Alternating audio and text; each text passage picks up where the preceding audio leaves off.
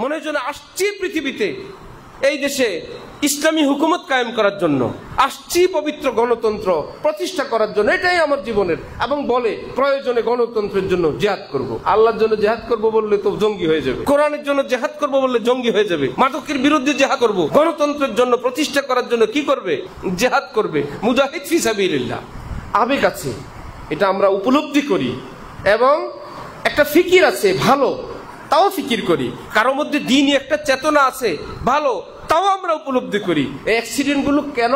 Accident গুলো এই যে পাক্কা এলেম অর্জন না করে এলমি ময়দানে বা ইমান ইসলাম সংক্রান্ত কথা বলতে গেলেই সে ইরাকের বাদশার মতন কুম রাজ্যের কাজীর চাকরি শেষ হয়ে যায়, যেমন ঠিক নিজের অজান্তে নিজের দিন ইমানও ধ্বংস হয়ে যায়। আলহামদুলিল্লাহি ওয়া কাফা ওয়া সালামুন আলা ইবাদিহিল্লাযীনা ইসতাফা, আম্মা বা'দ। فأعوذ بالله من الشيطان الرجيم. بسم الله الرحمن الرحيم. يا أيها الذين آمنوا اتقوا الله وكونوا مع الصادقين. صدق الله مولانا العظيم. وقال رسول الله صلى الله عليه وسلم: الجليس الصالح خير من الوحدة والوحدة خير من جليس السوء. وقال رسول الله صلى الله تعالى عليه وسلم: الخير مع أكابركم. وفي رواية: البركة مع أكابركم، أو كما قال النبي عليه الصلاة والسلام. जुमला आलम जी सबब गुमराह शुद, जुमला आलम जी सबब गुमराह शुद, कम कसे जबदाल हक आगाह शुद, कम कसे जबदाल हक आगाह शुद। हकीमुल उम्मत मुजद्दिदुल मिल्लत हजरत मौलाना शाह अशरफ अली थानवी नव्वरल्लाहु मरकदहू, আল্লাহ পাক হযরতের কবরকে নূর দ্বারা ভরপুর করে দেন। হযরত আব্দুল বারী নদভী রহমতুল্লাহি আলাইহি বলছেন, কিয়ামত পর্যন্ত যত মুজাদ্দিদ আসবেন, সেই মুজাদ্দিদ যে একজন সঠিক মুজাদ্দিদ, সহি মুজাদ্দিদ, তার লক্ষণ এই হবে যে তিনি হযরত থানভী রহমতুল্লাহি আলাইহি এর বাতলানু মূল নীতির উপর কাজ করবেন। এটাই আলামত ওই ব্যক্তি মুজাদ্দিদ। এমন কাজ আল্লাহ পাক হযরতের দ্বারা নিছেন, এই জন্য বলা হয় মুজাদ্দিদে আজম। যে হযরত মাদানী রহমতুল্লাহি আলাইহি বলতেন যে ভাই, দ্বীনের উম্মতে মুসলিমার কঠিন সময়ে আল্লাহ পাক হযরত থানভীর দ্বারা অনেক নাজুক নাজুক দ্বীনি খেদমত নিছেন। হযরত যুগের মুজাদ্দিদ হযরত মাদানী বলতেন, হযরত খলিল আহমদ সাহারানপুরি বলতেন। আল্লাহ পাক হযরতের তালিমাতকে আমাদের এবং সকল মুসলমানকে নিজ নিজ প্রয়োজন অনুসারে পড়ার বুঝার তৌফিক দান করেন। সকল সাথীরা যারা এখানে যাতায়াত করেন, সকলকে বলবো সকলের ঘরে বেহেশতি জেওয়ার হযরত থানভীর কিতাব রাখার জন্য। বেহেশতি জেওয়ার কিতাব সংগ্রহ রাখবেন। এমদাদিয়া লাইব্রেরির হযরত মাওলানা শামসুল হক ফরিদপুরি রহমতুল্লাহি আলাইহি, হযরত সদর সাহেব রহমতুল্লাহি আলাইহি অনুবাদ করা বেহেশতি জেওয়ার। এত গুরুত্বপূর্ণ মাসআলা, হাজার হাজার বিষয় যেগুলো আমাদেরও অজানা, আমাদের পরিবার ছেলে মেয়ে তাদের অজানা, বিবি বাচ্চাদের অজানা, পড়লেই দেখবেন নাম যেমন কামও তেমন, সবই বেহেশতি অলংকার। বেহেশতি জেওয়ার মানে বেহেশতি অলংকার, বেহেশতি অলংকারে ভরা এক কিতাব। তিনি লিখছেন একদম সর্বোচ্চ বড় বড় কিতাবের চূড়ান্ত কথাগুলোকে, বড় বড় কিতাবের ফতোয়া, শামি, আলমগিরি, তাফসিরের কিতাব, হাদিসের কিতাব, ফিকহের কিতাব, সবগুলো থেকে বাছাই করে উম্মতে মুসলিমার পারিবারিক এবং ব্যক্তিগত জীবন দিন ইমান মোতাবেক পরিচালনা করার জন্য সেই বড় বড় কিতাবগুলো থেকে, সেখান থেকে হযরত থানবী আমাদের উপযোগী করে এই কিতাবটা লিখছেন। কিতাবের নাম কি ভাই? বেহেশতি জেওয়ার। আল্লাহ আমাদেরকে ক্রয় করার এবং সেটাকে পাঠ করার, পড়ার তৌফিক দান করেন।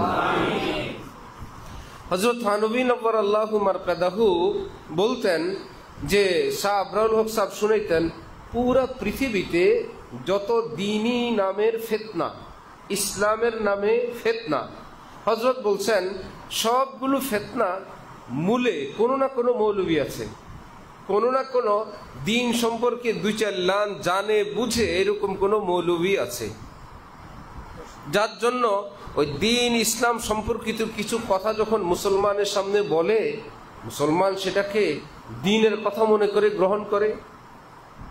ইসলামের একটি মাসআলা হলো ভিন নারী যার সঙ্গে পর্দা করা ফরজ এবং যার থেকে দূরত্ব অবলম্বন করা ফরজ, যে কোনোভাবে তার সঙ্গে হারাম সম্পর্কে যেন জড়িয়ে না যায়, এই রকম নারীকে কোরআনে পাক হাদিয়া দেওয়া জায়েজ নেই।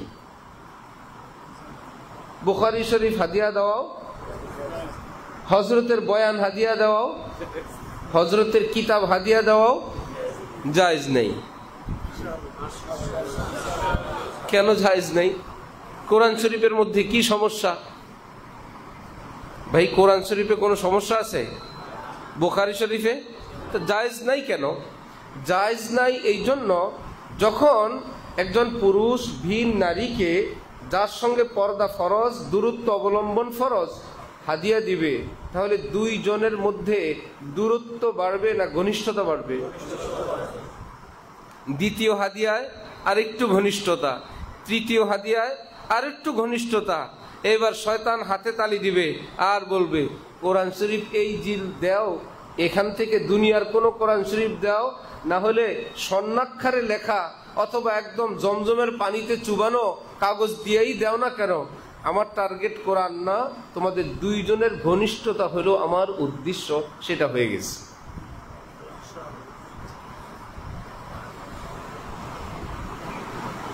এক বেচারা হযরতওয়ালার সঙ্গে তাআল্লুক, সে বেচারা বলল এইরকম তার এক কাজিন, খালাতো চাচাতো বোন, সে বেচারি যাতে স্কুলে পড়ে কোনো বেপরদার শিকার না হয়, কোনো হারাম সম্পর্কে আক্রান্ত না হয়, কারো কোনো হাত ছানির সে ছানি না হয়, ইত্যাদি ইত্যাদি।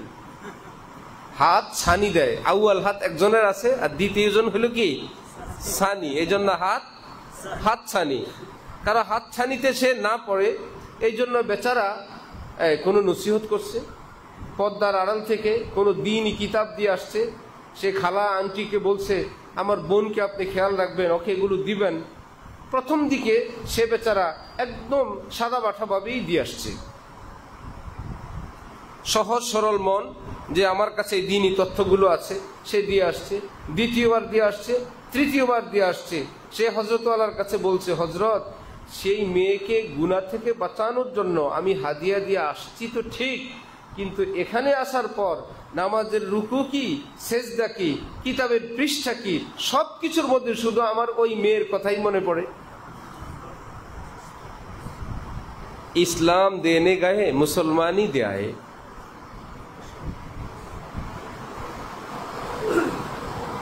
ইসলাম দেনে গায়ে মুসলমানই দেয়।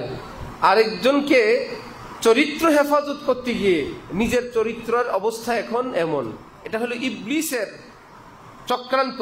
কোরআন শরীফে রব্বুল আলামিন বলেন, যায়্যানা লাকুমুশ শাইতান, যায়্যানা লাহুমুশ শাইতান, শয়তান তোমাদেরকে গুনাহ করাবে, গুনার আদলে না, গুনার মোড়কে না, নেকির মোড়কে গুনাহ করাবে। তুমি তো দেখবা নেকি, নেকি করতে বাধা কোথায়? কোরআন শরীফ হাদিয়া দিতে বাধা কোথায়? কিন্তু শয়তানের টার্গেট বহুদূর পর্যন্ত, যে করো, সেটার রেজাল্ট আমি জানি। এক মহিলা এক ছেলেকে তার ছেলে বানাইছে, এমনিতেই জোয়ান মহিলা আর এক জোয়ান ছেলেকে বলল, তুমি আমার ছেলে। এখন ছেলে তার মায়ের কাছে যায়, মা তো মা, এতটা যে মা তাকে ভীষণ আদর করে, ভীষণ মোহাব্বত করে। হযরত ওমরের কাছে এসে বলল, এ আমার সব জায়গায় আমি পর্দা করি, কিন্তু আমার একজন মা আছেন, এইরকম মা। হযরত বলেন, ইমার্জেন্সি এই মা থেকে আলোক হও, যে কোনো মুহূর্তে কঠিন কোনো বিপদে আক্রান্ত হওয়ার আগে আগে। শয়তান ভাবছে এই দুইজনকে বোন কিংবা আপা কিংবা ভাবি বলে ঘনিষ্ঠ করা যাবে না, ঘনিষ্ঠ করতে হইলে হাতিয়ার হলো তুমি আমার ছেলে, তুমি আমার, আমি তোমার মা। শয়তানের চক্রান্ত দেখছেন? এজন্য বলা হয় ছোট্ট বাচ্চারা যখন কোনো তিক্ত ট্যাবলেট খেতে চায় না, মুরব্বীরা তখন পাকা কলার ভিতরে চেপে দেয়, দিলে চতুর্দিক থেকে পাকা কলা, মুখে দেয় কলা, কলা মিঠা না, শুধু এইটুকুন বলে গিলে খাও, চাবানোর দরকার নেই। মাকসাদ কি? কলা খাওয়ানো না তিতা ট্যাবলেট? তিতা ট্যাবলেট, এর উপরে পাকা কলা। বাচ্চা তো দেখে আমার জিহ্বায় আমি সরাসরি অনুধাবন করছি, আমি বুঝতেছি এটা পাকা কলা, চতুর্দিক থেকে কলা, কিন্তু অভিভাবকরা জানে কলার ভিতরে কি আছে সেটা আমরা জানি, তুমি জানো না। ঠিক ইবলিসের চক্রান্তের সামনে আমার আপনার মতো কেন, জালালউদ্দিন রুমি বলেন, আল গিয়াস আজ ইবতিলায়াত আল গিয়াস সুযুকুর আজ ইবতিলায়াত আল ইনাস। আল্লাহ আমাকে কোনো পরীক্ষায় ফেলেন না। আল্লাহ আমি পরীক্ষা দিব কি? বড় বড় মানুষরা পরীক্ষা দিতে গিয়ে বীর পুরুষরা বকরির ভূমিকায় অবতীর্ণ হয়ে গেছে, ছাগল হয়ে গেছে, সিংহরা ছাগল হয়ে গেছে, বড় বড় পাহলোয়ানরা চরমভাবে ফেল করছে। আল্লাহ আপনি আমাকে পরীক্ষার সম্মুখীন না করে আল্লাহ আপনি নিজ দয়া আমাকে পার করে দিয়ে দেন। এজন্য নিজেকে বিশ্বাস করা, নিজের উপর আস্থা রাখা শরীয়তে পাকে হারাম। নিজেকে বিশ্বাস করা, নিজের উপর আস্থা রাখা কি হারাম, গুনাহে কবিরা। বরং যত কুধারণা রাখতে পারেন, না কই রা পা যায় না কই গैर আ যায়, হারিম দিল কা আহমদ আপনি হরদম ফাসেবা রহনা। যদি কোনো দিক থেকে বিপদ ঘটলো, যদি এইরকম কিছু ঘটলো, যদি সেরকম কিছু ঘটলো। এবার শুনেন, হাকিমুল উম্মত থানভী নওয়ারাল্লাহু মারকাদাহু বলেন, আমি যখন ট্রেনে সফর করি, কোনো থামানো ট্রেন, পাশে আরেকটা ট্রেন থামানো, আমি আশরাফ আলী এই ভয়ে মাথা উঁচু করে সেই দিকে তাকাই না যদি ওই ট্রেনের জানালায় কোনো মেয়ে মানুষ মাথা বের করে রাখলো। যদি আমি আশরাফ আলীর নজর সেখানে পড়লো, যদি আমি আশরাফ আলীর নজর আর ফিরাইতে না পারলাম, যদি বের করলো, যদি আমি আর আমার নজরও পড়লো, যদি আমি আর নজর ফিরাইতে না পারলাম, তাহলে আমরা কি পৃথিবীতে থাকবো না? দুনিয়ায় কাজ করব না?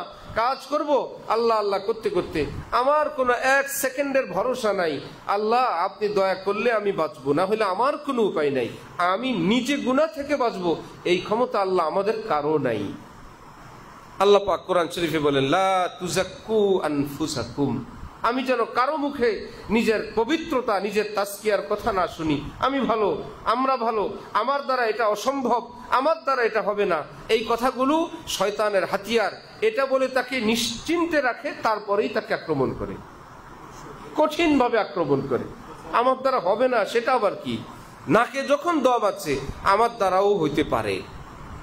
এজন্যই তো হাকিমুল উম্মত থানভী বলতেন, আমি আমাকে এই মুহূর্তে পৃথিবীর সকল মুসলমান থেকে নিকৃষ্ট মনে করি, আর মৃত্যু কি হালে হবে জানা নাই। এই আশঙ্কায় আমি আমাকে শিয়াল, কুকুর, সমস্ত প্রাণী, এমনকি অমুসলিমদের থেকেও নিকৃষ্ট মনে করি। যদি তারা আজকে কাফের ইমান নিয়ে মরল, আমি আশরাফ আলী যদি ইমান হারায় মরলাম, আমার চেয়ে তার দাম অনেক বেশি। কি মনে করতেন নিজেকে?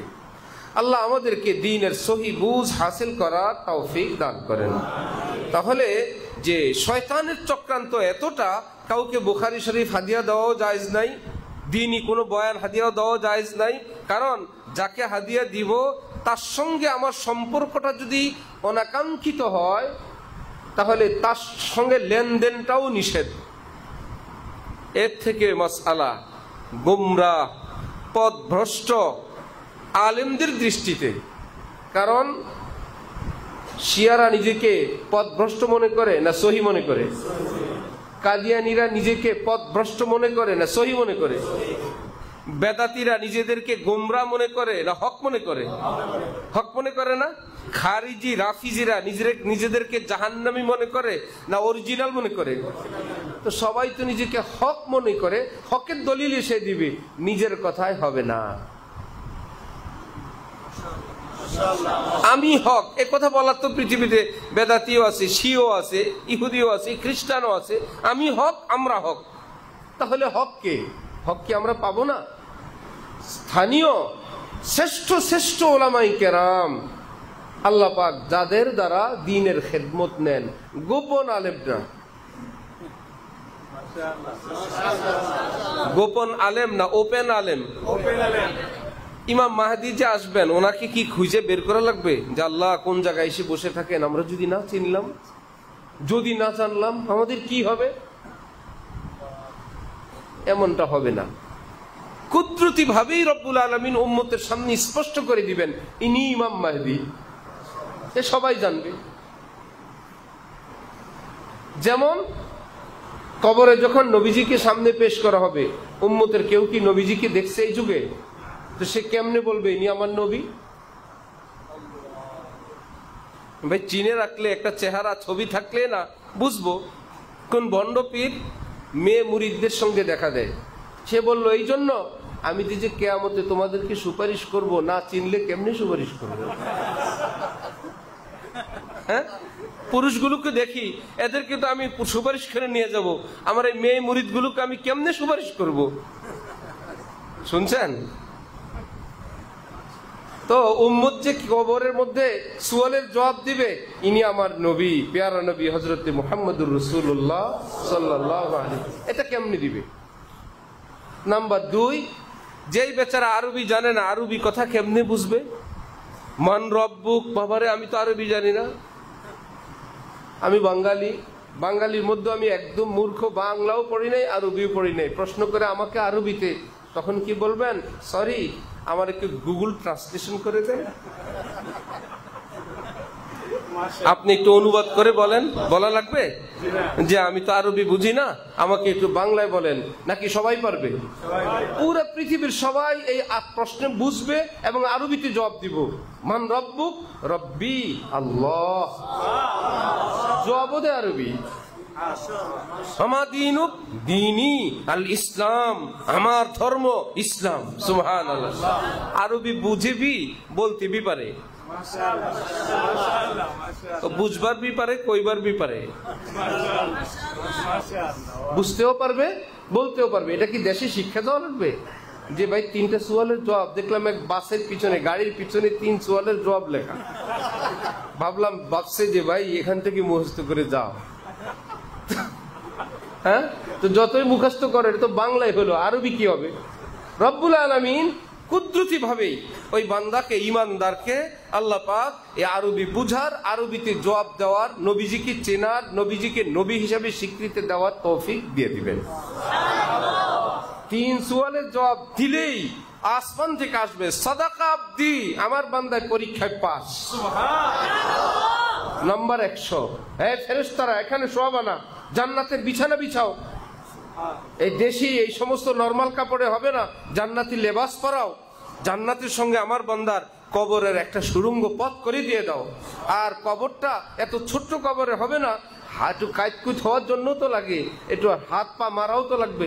আপাতত 70x70 করে দাও, 70 গজ/70 দিয়ে একটা ছোট ফ্ল্যাটের সাইজ করে দাও। হ্যাঁ, 70x70 কত হয়? আরে ভাই 70x70 কত হয়? হ্যাঁ, লা হাওলা ওয়ালা কুওয়াতা, 7 × 7 = 49, 4900 স্কয়ার ফিট। ঠিক আছে হিসাব নাকি? হ্যাঁ, আমি আগে হিসাব করে আসিনি, মাত্র করলাম। 4900 স্কয়ার ফিটের আপাতত কবরের সাইজ। এটা জান্নাতের একটা ব্রাঞ্চ। আল কবরু রাউযাতুম মির রিয়াজিল জান্নাহ, আপাতত জান্নাতের একটা ব্রাঞ্চ। এখানে একটু উনি জান্নাতের বিছানা বিছানো আছে, পোশাক পরানো আছে, জান্নাতের সঙ্গে একটা সুড়ঙ্গ আছে, একটু হাওয়া বাতাস আছে, একটু ফ্লেভার আছে। সুবহানাল্লাহ। আসমান থেকে রব্বুল আলামিন বলবেন একদম পাস। তাহলে সেই সওয়াল জবাব যখন কুদরতি ভাবে আল্লাহ জানায় দিবেন, ইমাম মাহদি এবং হযরত ঈসা যখন আসবেন খুঁজে খুঁজে বের করা লাগবে না। আমি যখন ছাত্র, ফরাশগঞ্জ হযরত ওয়ালা দামাত বারাকাতুহুমের এক বেচারা খিদমত করতেন, স্যুপ খাওয়ান।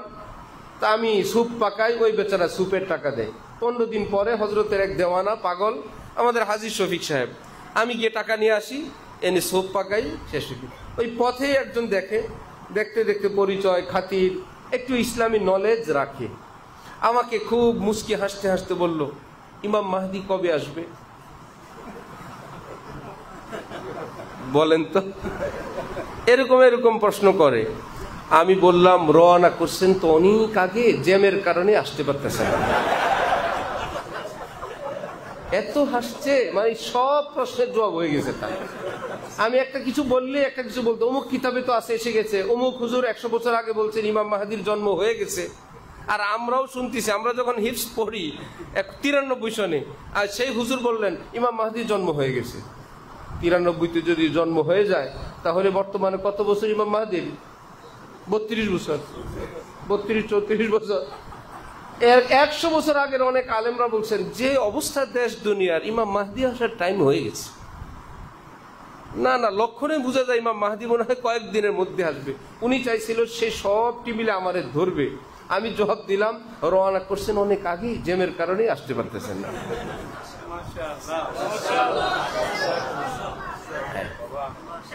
যেদিন আসবে তো সবাই জানবে, খোঁজার প্রয়োজন কি? আমি এই কথাগুলো কেন বললাম? সমাজের মধ্যে গোপন আলেম না ওপেন আলেম? গোপন কোন আলেম হবে না। নবী যদি এসে গোপনেই থাকেন, উম্মত জানবে কেমনে? নবী যে নবী, উনি কি গোপন থাকেন না প্রকাশ্যে থাকেন? প্রকাশ্যে থাকেন। এক হাদিসে আছে মান সামাতা নাজা, যে চুপ থাকবে সে মুক্তি পাবে। তো নবীজি যদি চুপ থাকতেন, বুখারী শরীফ, তিরমিজি, মুসলিম আসলে করতে হবে। চুপ থাকলেই মুক্তি। ভাই চুপ থাকলে মুক্তি মানি? হ্যাঁ, এক বেচারা এ হাদিস পড়ছে, চুপ থাকলেই মুক্তি। হুজুর খুতবা পড়ায় বলছেন কবুল বলো, সে বললে চুপ থাকলেই মুক্তি। কবুল বলে বিপদে পড়ো। যতজন এই কবুল বলছে ততজন কি বিপদে পড়ছে। চুপ থাকলেই নাজাত। আমি কবুল টবুল বলতে পারবো না। আল্লাহ জালেমকে হেদায়েত দান করেন। আলেম ওলামারা বুঝবেন, একজনকে হুজুর বলছেন বলো কবিল তু, সে বলে কব্বাল তু। আর তকবিলু বুসা দে না, হুজুর বলে আরে জালেম পহলে কবিল তু কা फिर कब्बल तू कर, या जो चाहे कर ले, पहले तो कबिल तू कह ले। আল্লাহু আকবার। তাহলে নবী কি গোপন থাকবেন না ওপেন? খোলামেলা থাকবেন। উম্মত জানবে তিনি নবী, এমন না উম্মত চিন্তা করবে ইনি কি নবী না। হক তলবওয়ালাদের সামনে আল্লাহ পাক ক্লিয়ার করে দিবেন তিনি নবী। ইমাম মেহেদী আসলে উম্মত জেনে যাবেন তিনি কি ইমাম মেহেদী। তাহলে উম্মতের ওলামাই কেরাম যারা কুদরতি ভাবেই এরকম হয়ে যায়, কেমনে কেমনে সবাই জেনে যায়। আল্লামা আহমদ শফি সাহেব হেফাজতের আমির, বেফাকের আমির সভাপতি হওয়ার আগে উনি হাটহাজারী কেন্দ্রিক জীবন যাপন করছেন, সবাই জানতো। হাটহাজারীর মোতায়েম সাহেব হযরত আল্লামা আহমদ শফি সাহেব অনেক বড় আলিম বুজুর্গ ওখানে আছেন, নিজের জায়গায় আছেন, খেদমত করতেছেন। রব্বুল আলামিন চাইলেন তাকে পুরা বাংলাদেশে আলিম ওলামাদের সরদারির এই কাজ ওনার দ্বারা নিবেন। কুদরতি ভাবেই রব্বুল আলামিন ওনাকে বেফাকে সভাপতি বানাইলেন। আল্লাহ পাক ওনার দ্বারা একটা হেফাজতের মতন সংগঠন করাইলেন। সারা দেশ কেন, মুসলমান কেন, কাফেররা পর্যন্ত ওনার নাম জানে। মুসলমানদের এক মহামনীষী আল্লামা আহমদ শফি। উনি কি দালাল দিয়ে ঠিক করছে এটা? মিডিয়া দিয়ে? ভাই মিডিয়া আমাকে কভার দিবা, খুব বলবা বড় হুজুর বড় হুজুর, দালালরা নিজে গরু কিনা বলবা কই যাও হুজুরের বাড়িতে যাই, এত কষ্ট করা লাগছে না। কুদরতি ভাবি যে বড় পীর আব্দুল কাদের জিলানী, উনি ওনারে ঠিক করছিলেন আমি বড় পীর আব্দুল কাদের জিলানী। ইমামে আজম আবু হানিফা বলছিলেন আমি একটা হানাফি মাযহাব কায়েম করে গেলাম, উনি মাসালা লিখে গেছেন। উনি লিখে গেছেন মাসালা, লিখতে লিখতে লিখতে লিখতে উনি চলে গেছেন। আস্তে আস্তে আস্তে দুনিয়াতে এমন হয়েছে, বাবা রে এত সব রত্ন আল্লাহ পাক ওনার দ্বারা নিলেন, যা কিছু ধন দৌলত ইসলামের দরকার সবই তো এখানে আছে। আল্লাহ, তাহলে তো কি মাসালা? এ হানাফি, এ মাসালা হানাফি, এটা কার? হানাফি। হইতে হইতে কি হয়ে গেছে? মাযহাব একটা হানাফি। ওনারা 4 ইমাম মিলে ঠিক করছিলেন আমরা 4টা মাযহাব বানাবো। একজনও ঠিক করছিলেন? কুদরত এমন, আল্লাহ পাক যার দ্বারা কাজ নেন তাকে উম্মতের সামনে এরকম স্পষ্ট করে দেন। হযরত থানবীর নিকট খাজা আজিজুল হাসান মজজুব বললেন, হযরত, কেউ যদি আল্লাহ ওয়ালা হয় সে কি টের পায়? বড় মুশকিল যে আমি আল্লাহ ওয়ালা হয়ে গেছি। অনেকে এরকম চিন্তা করে কারো প্রশংসা শুনে, হযরত আপনি এরকম, আপনি এসা বুজুর্গ, আপনি এরকম মকবুল, মাহবুব ইত্যাদি ইত্যাদি। সেই বেচারা টেনশনে পড়ে যান, না জানি ভিতরে ভিতরে আমি কবে ওলি আল্লাহ হয়েই আছি, আমিও জানি না। যেভাবে তারিফ করে, এরকম কোন ওলি আল্লাহ দুনিয়ায় নাই যে তিনি জানবেন না তিনি ওলি আল্লাহ হইছেন। শুনছেন যে বড়রা সম্মান করে, ছোটরা সম্মান করে, এরা তাজিম করে, আমারে কি কি বলে আল্লাহ জানে, না জানি আমি হয়েই আছি। এটা এই জন্য খাজা সাহেব জিজ্ঞেস করলেন, কেউ যদি আল্লাহ ওয়ালা হয় সেটা কি সে টের পায়? হযরত থানবী তো থানবী, হযরত থানবী খাজা সাহেবকে বললেন, খাজা সাহেব, কেউ যখন বালেগ হয় সে কি টের পায় না অন্যরা এসে বলতে হয়?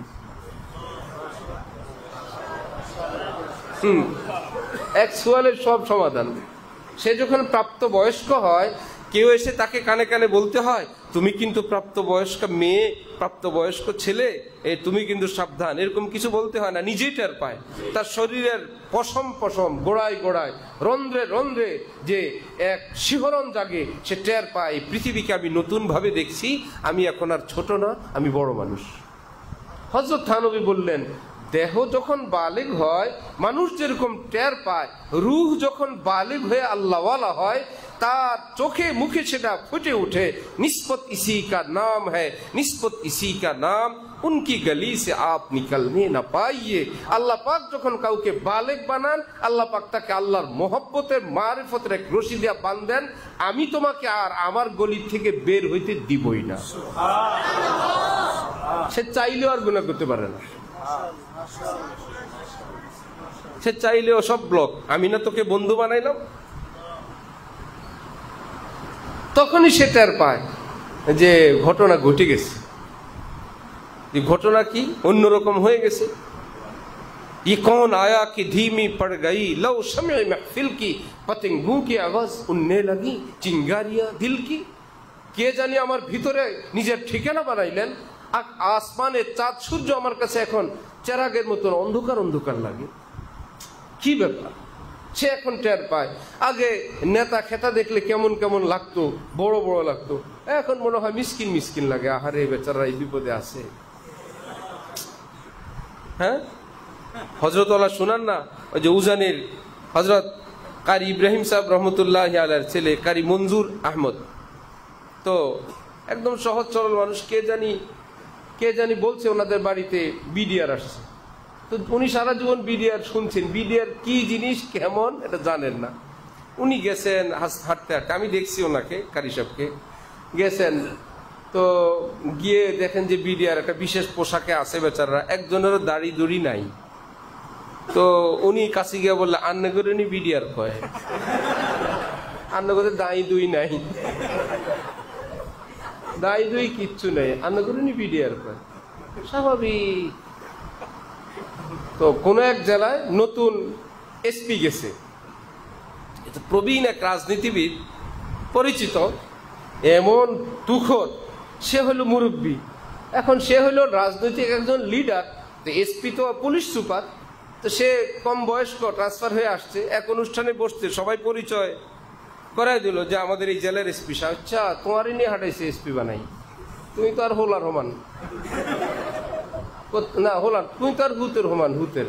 ও তুই নি এসপি, এসপির কলি তো ছোট হয়ে গেছে। আরে বাপ রে, যে কোন জায়গায় আসলাম, তুই নি আইসো। আল্লাহ ওয়ালাদের সামনে যত বড় বেটা যাক, ওই বেটা ওহো তোমারই দায়িত্ব দিস। সুবহানাল্লাহ। হযরত ওয়ালা করাচি রহমতুল্লাহি আলাইহির সামনে এক ফ্যাক্টরির মালিক বলল, হযরত আরেকটা ফ্যাক্টরি দিছি, বিশাল ব্যাপার না? হযরত বললেন, হ্যাঁ মাছির পর ডানা আরেকটা গজাইছে। আগে ডানা একটা ছিল, এখন ডানা আরেকটা গজাইছে। পুরা কারখানার বানাইছে মাছির ডানা। ফুটানির কি আছে? টেনশন কতগুলো মাথায় নিছো। আগে ভাত যা খাইতা, এখন কি ডাবল খাওয়া শুরু হবে? আগে কারখানা একটা ছিল, এখন কারখানা দুইটা। আগে জুতা এক জোড়া পরতো, এখন ডাবল জোড়া পরে। টুপি দুইটা পরে, জামা দুইটা করে গায়ে দেয়, একত্রে দুই গাড়িতে চড়ে, এট এ টাইম দুই দেশে যাইতে পারে না। আগের মতোই লাভ হইল কি? কতগুলো স্তূপ বাড়ছে। একজনে হজরতের কাছে এসে বলল, হজরত এত তালা বিল্ডিং বানাইছি। হজরত বলেন, মাশাআল্লাহ, ইটা বালুর স্তূপটা একটু বড় হইছে। একতলা বিল্ডিং, ইটা বালু রড সিমেন্ট, এটা দিয়ে তো দোতলা কি জাফরানের না ওই জিনিসের? একই জিনিস একটু বেশি করে স্তূপ করলে এর নাম দোতলা, আর একটু স্তূপ করলে ওটার নাম কি তিনতলা। একটু বেশি করে স্তূপ করছে, এটা উপরের দিকে উঠছে। হযরত বলেন, ও ইটা বালু রড সিমেন্টের স্তূপ একটু বড় করে করছো না? হযরত ছন্দ বলতেন, জব জিয়াদা কামানে লগোগে তো ইহা কম আনে লগোগে। ওটাকে আবার আমরা তো বুঝানোর জন্য কম আনে লাগোগে একদম বাঙালি সুরে বললাম। তো হজরতের খাদেম বলতেন, জব জিয়াদা কামানে লাগোগে তো ইহা কমানে লাগোগে। জব মিশা বলতেন, জব জিয়াদা কামানে লাগোগে তো ইহা কমানে লাগোগে। বেশি কামাইতে শুরু করবা আর দিনই জায়গায় দাওয়াত তাবলীগ আগে যেত, এখনো সময় পায় না। কোন আল্লাহ ওয়ালার কাছে যেত, এখনো সময় পায় না। একটু কোরআন শিখতে বসতো, এখন আর সময় পায় না। একটু জিকির মামুলাত আদায় করতো, এখন আর সময় পায় না। আহা, এখন মনে হয় কিছু হয়েছে। এইরকম রোজগার, যেই রোজগারে নিজের দিনই কাজ ব্যাহত হয়, বিশেষ করে দিনই জিম্মাদারি ফারায়েজ ওয়াজিবাত ছুটে যায়, এইরকম রুজি করা জায়েজই নেই। বরং দিন, ঈমান, নিজের আখিরাত, ফরায়েজ ওয়াজিবাত ঠিক রেখে এবার যতটুকুন পারো ইটা বালুর স্তূপ বড় করো। মাসির পর আরো যত বড় করতে চাও, মাসির পর পালতে থাকো। আল্লাহ আল্লাহ আমাদেরকে দ্বীনের হাকিকত বুঝার তৌফিক দান করেন। ইয়া আল্লাহ। তো হাকিমুল উম্মত হযরত থানভী নব্বরাল্লাহু মারকাদাহু বলেন, এই পৃথিবীতে যত ফিতনা দ্বীনের নামে, সব কাদের দ্বারা? ইংরেজি শিক্ষিত দ্বারা না মৌলবীদের দ্বারা? যে বেচারা আয়াত পারে না, কিছুই পারে না, অনুবাদ পারে না, এই বেচারা ইসলামের নামে মার্কেটে আসলে কিছু চলবে না। তাকে মার্কেটে আসতে হবে ইসলামের কোন একটা সাইনবোর্ড নিয়ে। সে খারিজি হোক, রাফিজি হোক, কাদরিয়া হোক, মুরজিয়া হোক, শিয়া হোক, বেদাতি হোক, ইহুদি হোক কিংবা কাদিয়ানি হোক, তাকে আসতে হবে মুসলিম সমাজে ইসলামের কথা নিয়ে। ঠিক না? হযরত জালালউদ্দিন রুমি রহমাতুল্লাহি আলাইহি বলেন, এই বেচারারা তো কিছুই জানে না, এমন এক সমাজে গিয়ে ইসলামের কথা বলা শুরু করলো। আর এরা বিস্তারিত না জেনে যেই বলে ইসলামের কথা, তার কথাই মানা আরম্ভ করলো। বলে এই জন্যই মুসলমানরা এত ভাগ বটোয়ারা হয়ে গেল। এইটুকুন খোঁজ নিল না, যেই ব্যক্তির থেকে আমি ইসলাম নিচ্ছি, ইসলামের ক্ষেত্রে এই ব্যক্তির শরীয়তের দৃষ্টিতে আলেম ওলামাদের কাছে তার মর্যাদার স্তর কি। আলেমরা যদি বলে দেন নাথিং, ওই যে বললাম, শিয়াও বলবে হক, কাদিয়ানি বলবে হক, ভণ্ডও বলবে হক, বেদাতিও বলবে হক, তাহলে বাতিল কে? এই বাতিল কে এই কথাটা ঠিক করবে? একে অপরকে তো বাতিল বলেই। কোন দুই মৌলবী রাতের বেলা কোনো ঘরে ছিল, ঝগড়া লাগছে, একটা আরেকটারে কি বলছে? গরু। বলছে তুই ছাগল। বাড়িওয়ালা সকালবেলা দুজনের জন্য ব্রেকফাস্ট নিয়ে আসছে, কিছু ঘাস আর কাঁঠাল পাতা। কি ব্যাপার? বললো আপনারা তো দুজন রাত্রে বলছেন। একজন বললেন গরু, তো যে গরু তার জন্য এই ঘাসগুলো আনছি, আর যে ছাগল তার জন্য কাঁঠাল পাতা নিয়ে আসছি। নিজে নিজের হক আর আমি আরেকজনকে বাতিল, এটা বললে হবে না। এই দেশের, এই সমাজের, আমি তো বিলাত যেতে পারবো না, এই সমাজের ইসলামের খেদমত করেন, কোরআনে পাক হাদিসে পাকের বিশুদ্ধ খেদমত করেন কারা? মুফতি আজম, কারা মুফতিয়ানে কেরাম, কারা শাইখুল হাদিস, কারা আল্লামা। আল্লাহ পাক কুদরতি ভাবে আলেম ওলামাদের সামনে এই কথাটা স্পষ্ট করে দেন, এরা সেরা সেরা আলেম। রাসূলুল্লাহ সাল্লাল্লাহু আলাইহি ওয়াসাল্লাম বলেন, সাধারণ মানুষের জিম্মাদারি আলেমের পিছনে চলা, আলেমের জিম্মাদারি আকাবের আসলাফ এই বড় আলেমদের পিছনে চলা। আর বড় আলেমরা তো চলছেন রাসূলুল্লাহ সাল্লাল্লাহু আলাইহি ওয়াসাল্লামের পিছনে। আমার ভাই মাঝে মাঝে দেখবেন লঞ্চের সঙ্গে নৌকা বেঁধে দেয়। নৌকার আর কি চালানো লাগে? লঞ্চ বরিশাল, নৌকাও কোথায়? বরিশাল। কষ্ট করে একটু বাঁধছে শুধু।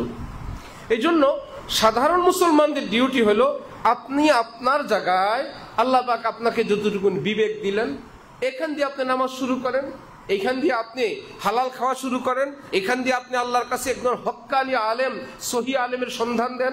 আপনার মহল্লায়, আপনার রেঞ্জে দেখবেন কিছু আলেম, এদের থেকে জিজ্ঞাসা করেন এই দেশে শ্রেষ্ঠ শ্রেষ্ঠ আলেম আল্লাহওয়ালা কারা। 2 ধাপে পৌঁছে যাবেন শ্রেষ্ঠ জায়গায়।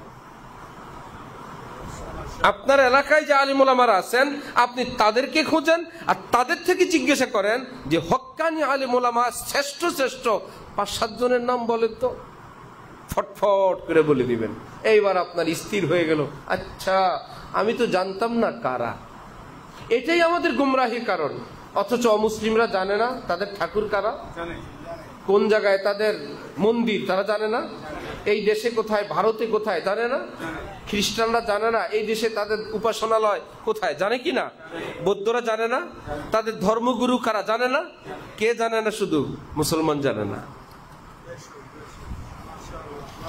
আমি দৌড় দিয়ে কোথায় যাব? যেই হজরত হক বললে হক, বাতিল বললে বাতিল, এইরকম হজরত এইরকম আলেম মুসলমান চিনে না। চিনি কাকে? একজনে হক বলে, আরেকজনে বাতিল বলে, একজনে সহি বলে, আরেকজনে ভণ্ড বলে, এইরকম বলে। এখন দূরে বসে বসে বলে, ভাই আমরা কাকে মানবো? ওনারা তো একজন আরেকজনকে ভালো মন্দ বলে, আমি কাকে হক বলবো? এই হতাশা শুনতেই থাকি যে হুজুর কোনটা হক, কোনটা হক। এই যে আমরা হক চিনতে পারলাম না, কোথায় হক ঠিকানা এটা জানতে পারলাম না। যে ভাই হাট হাজারির ঠিকানা একটা হকের ঠিকানা, ভাই জামিয়া রহমানিয়া একটা হকের ঠিকানা, যাত্রাবাড়ি মাদ্রাসা একটা হকের ঠিকানা, ঢালকানগর একটা হকের ঠিকানা, নিজ নিজ এলাকায় বগুড়া জামিল একটা হকের ঠিকানা, রংপুর জুম্মাপাড়া একটা হকের ঠিকানা। এরা যদি বলে দেন এই অঞ্চলে এটা ভণ্ড, এটা বেদাতি, এটা কুফরি, এটা কাদিয়ানি, যত জিকির করুক, যত তেলাওয়াত করুক, এটা সহি আকীদা না। আর মুসলমানরা যদি মনে প্রাণে জানে আমাদের হাটহাজারীর থেকে ফতোয়া আসছে, আমাদের জুম্মাপাড়া, আমাদের ঢালকানগর, আমাদের জামিল, আমাদের রহমানিয়া, আমরা ওনাদের ভক্ত, যাকে বলবো ভণ্ড, যত বড় পাগড়ি দেখ, তসবি দেখ, জিকির করুক, যত বড় রিপ দেখ, মানুষকে যত ইসলামের কথা বলুক, দেশে ইসলামের রাজনীতি প্রতিষ্ঠা করা যাচ্ছে তাই করুক, আমাদের আলেমরা যদি বলে বাতিল, আমরা বলবো কি? এটা মনে করি। আমরা কি জানি? আমাদের ওলামারা বাতিল বলছে, ফিনিশ। তোর সঙ্গে আমার তর্ক নাই, তোর সঙ্গে আমাদের আলেমরা তোকে বাতিল বলছে, তোর সঙ্গে কথা নাই। আর যদি আপনি আমি নিজের বিদ্যা বুদ্ধি দিয়ে চিনতে যাই, এই চিনতে গিয়েই তো যা হয়েছে, চিনতে গিয়েই যত কিছু হয়েছে। আল্লাহ। আর এখন ইসলামের লিডারশিপ কারা? যার কাছে এলেম নাই, তিনি হলেন ইসলামের কর্ণধার। ইদা কানাল গুরাবু দালিলা কওমিন সায়াহদিহিম ইলা বাইতিল খালাই। এক এলাকার কিছু পাখি সবাই মিলে লিডার মানলো কাককে, কাউয়ারে। আপনি আমাদের গুরু। কাক কিছুক্ষণ পরেই চলে গেছে ময়লার জায়গায়। এখন পিছনে পিছনে সবাই চলে গেছে কোথায়? কাক চিনেই তো ময়লার ঠিকানা। আর এক এলাকায় এক বেচারা মানুষকে নামাজের দাওয়াত দেয়। দাওয়াত দেওয়া ভালো, সাধারণ মানুষ কিছুই জানে না, নামাজের দাওয়াত দিবে ভাবছে মসজিদে ইমাম সাহেব পড়ায়, সেও পড়ে। মাতবুরি করে মানুষকে ইমানের দাওয়াত দিতে গেছে, মানুষ বলে আমরা তো নামাজ জানি না। সে বলল ইমাম সাহেব যা করবে তোমরা তাই করবে, এটা পারবে না, এটা পারবো, এই বলে মসজিদে নিয়ে আসছে। এসে দেখি ইমাম সাহেব নাই। উনি যাদেরকে দাওয়াত দিয়ে আনলেন তারা তো কিছুই জানে না, আর উনি তো বললেন আরে নামাজ সহজ, ইমাম যা করবে তাই করবা। তো তাদের দৃষ্টিতে উনি বড় হুজুর না? সবাই মিলে ওনাকে ইমাম বানায় দিছে। সে তো কিছুই জানে না, আর সে আগেই শিখাইছে নামাজ মানে কি, ইমাম যা করবে তাই। এরা তো আর কখনো নামাজ পড়েও নাই, নামাজ দেখেও না। এখন বিসমিল্লাহ বলে আল্লাহু আকবার বলে দাঁড়াইছে, সবাই আল্লাহু আকবার বলে দাঁড়াইছে। এখন তো টেনশন, সূরা পড়বে না কেরাত পড়বে না কি করবে। হালকা একটু ডানে তাকাইছে, সবাই কি অবস্থা, মুসল্লিরা সবাই ডানে তাকাইছে।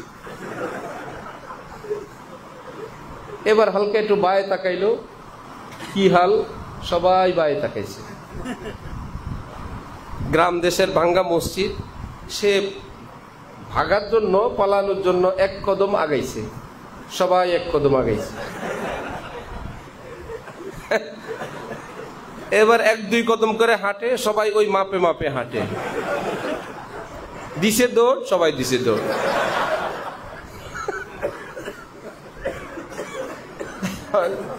দৌড়াইতে দৌড়াইতে দৌড়াইতে দৌড়াইতে একজনে বলল, হুজুর নামাজ শেষ করেন।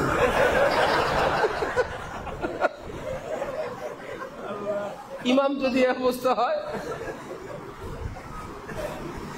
বলল হুজুর আর পড়া লাগবে না, আল্লাহর রাস্তে নামাজ শেষ করে। আমাদের দেশের মানুষ না জানে কোরআন হাদিস, না জানে রাজনীতি, এদেরকে ইমামতি করতে আসছে এইরকম ইমামরা, বুঝেন নাই?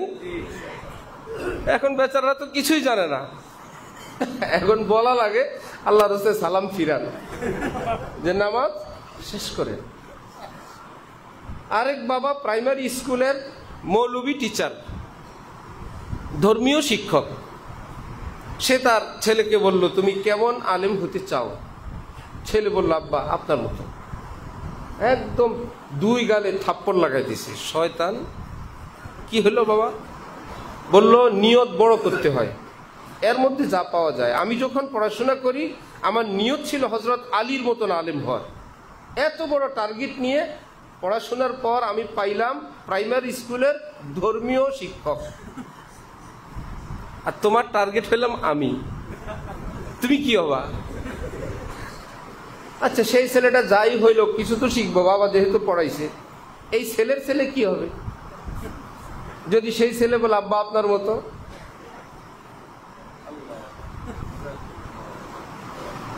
অর্থাৎ কাঁচার ঘরে কাঁচা, কাঁচার ঘরে কাঁচা, কাঁচার থেকে কাঁচা, শেষ কি? কাঁচা না পচা? পচা। ইসলামের বিধান, ইসলামের কোনো কথা, কোনো ফতোয়া দেওয়ার আগে চূড়ান্ত ভাবে এলমে ইয়াকিন হাসিল করা লাগবে। এটাই ইসলামের কথা, এটাই ইসলামের চূড়ান্ত ফয়সালা। তারপরে উম্মতের সামনে বলতে পারবে। বললেন আর ধমক দেওয়ার সাথে বললে না না না ভুল হয়ে গেছে, এটা বলাই জায়েজ নেই। শুরুর দিকে কোনো মাসিক ইজতেমা শুনাইছিলাম আমাদের শাইখুল হাদিস কুতুবউদ্দিন সাহেবের গল্প। বড় পীর জিলানী কোন মহিলার ছেলে মারা গেল, মহিলা গিয়া হযরত জিলানীর কাছে গিয়া বললেন, আজরাইল আমার ছেলেটা নিয়ে গেল, আপনি একটু আজরাইলকে ডেকে আমার ছেলেটাকে ফেরত দিতে বলেন। হুজুর ওয়াজ করতেছি স্টেজে, পাশে বসা শাইখুল হাদিস কুতুবউদ্দিন সাহেব, আমাদের উস্তাদ ইউসুফ বিন নুরির শাগরিদ, যিনি আল্লামা আনোয়ার শাহ কাশ্মীরির শাগরিদ। আনোয়ার শাহ কাশ্মীরির শাগরিদ ইউসুফ বিন নুরির শাগরিদ আল্লামা কুতুবউদ্দিন সাহেব। উনি বসা, ওনার পাশে বক্তা। বক্তা বুঝতে পারে না, হুজুর কিস্তি টুপি পরতেন, জামা একটু ছোট গায়ে দিতেন, হাজি সাহেব দেখা যেত। হুজুর বসে আছেন, বক্তা ওয়াজ করতেছে, ধুমা বড় পীর জিলানীর ফজিলত। সেই মহিলা একটাই ছেলে মারা গেলে জিলানীর কাছে গেলে, জিলানী বলল, কোথায় আজরাইল, আসো। আজরাইল জিলানীর কথাই চলে। আজরাইল আসছে, তোমার হাতে কি? রুহের বস্তা, রুহের ব্যাগ, মানে সারাদিন যে রুহগুলো কবজ করলো এগুলো নাকি আজরাইলের সাথেই থাকে। আরেকটা মিথ্যা কথা, আজরাইল সাথে রাখে নাকি? জান্নাতি হলে জান্নাতের ফেরেশতা, জাহান্নামী হলে ফিনিশ, উনি শুধু কবজ করে, সাথে সাথে নিয়ে যায়। আরেকটা মিথ্যা কথা। তারপর বললো এই ছেলের রুহটা ফেরত দাও। আজরাইল বলছে না, দেওয়া যাবে না। একদম বড় পীর জিলানী রাগ করে আজরাইলের হাত থেকে ব্যাগটা এনে ছেড়ে দিছে। যতগুলো ছেলে ওই দিন মারা গেছিল, ছেলে মেয়ে সব জীবিত হয়ে গেছে। সবাই তো বলে সুবহানাল্লাহ। শাইখুল হাদিস কুতুবউদ্দিন সব পাশে বসে, এই ব্যাক কল, ওটা কই পাইছস? ধমকের চোটে তো বুঝে ফেলছে, বাবারে এটা তো কোনো হাজি গাজির ধমক না। এই ব্যাককল তুই কই পাইছস এটা? এখন বলো আমি এটা শুনছি। শোনা কথা কেন বললি? হুজুর আমি আর বলবো না। মাইকে বল।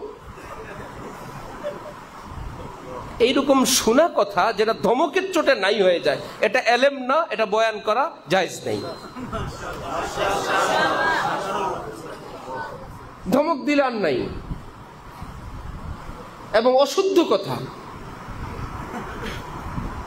আরেক জায়গায় ওই বক্তার আরেক বক্তা হযরত আলীর নাম নিয়ে আলী রে বলে এমন জোরে টান দিছে যে নবী বললেন আলী রে। যাত্রাবাড়ি হযরত ছিলেন পাশে, বলে আলী কি তোর ছোট ভাই? হযরত আলী বল। ওই বেচারা তো পায়জামা খারাপ হয়ে গেছে। আলেম মানি তো আলেম হওয়া চাই ভাই। এলমে দ্বীনের খেদমত কারা করবেন? ওলামায়ে কেরাম। এখন যে কেউ নেমে গেছে এলমে দ্বীনের খেদমত করার জন্য, এলমের বয়ান করার জন্য, উম্মতকে এলেম দেওয়ার জন্য। দিতে গিয়া যা হচ্ছে তো হচ্ছে।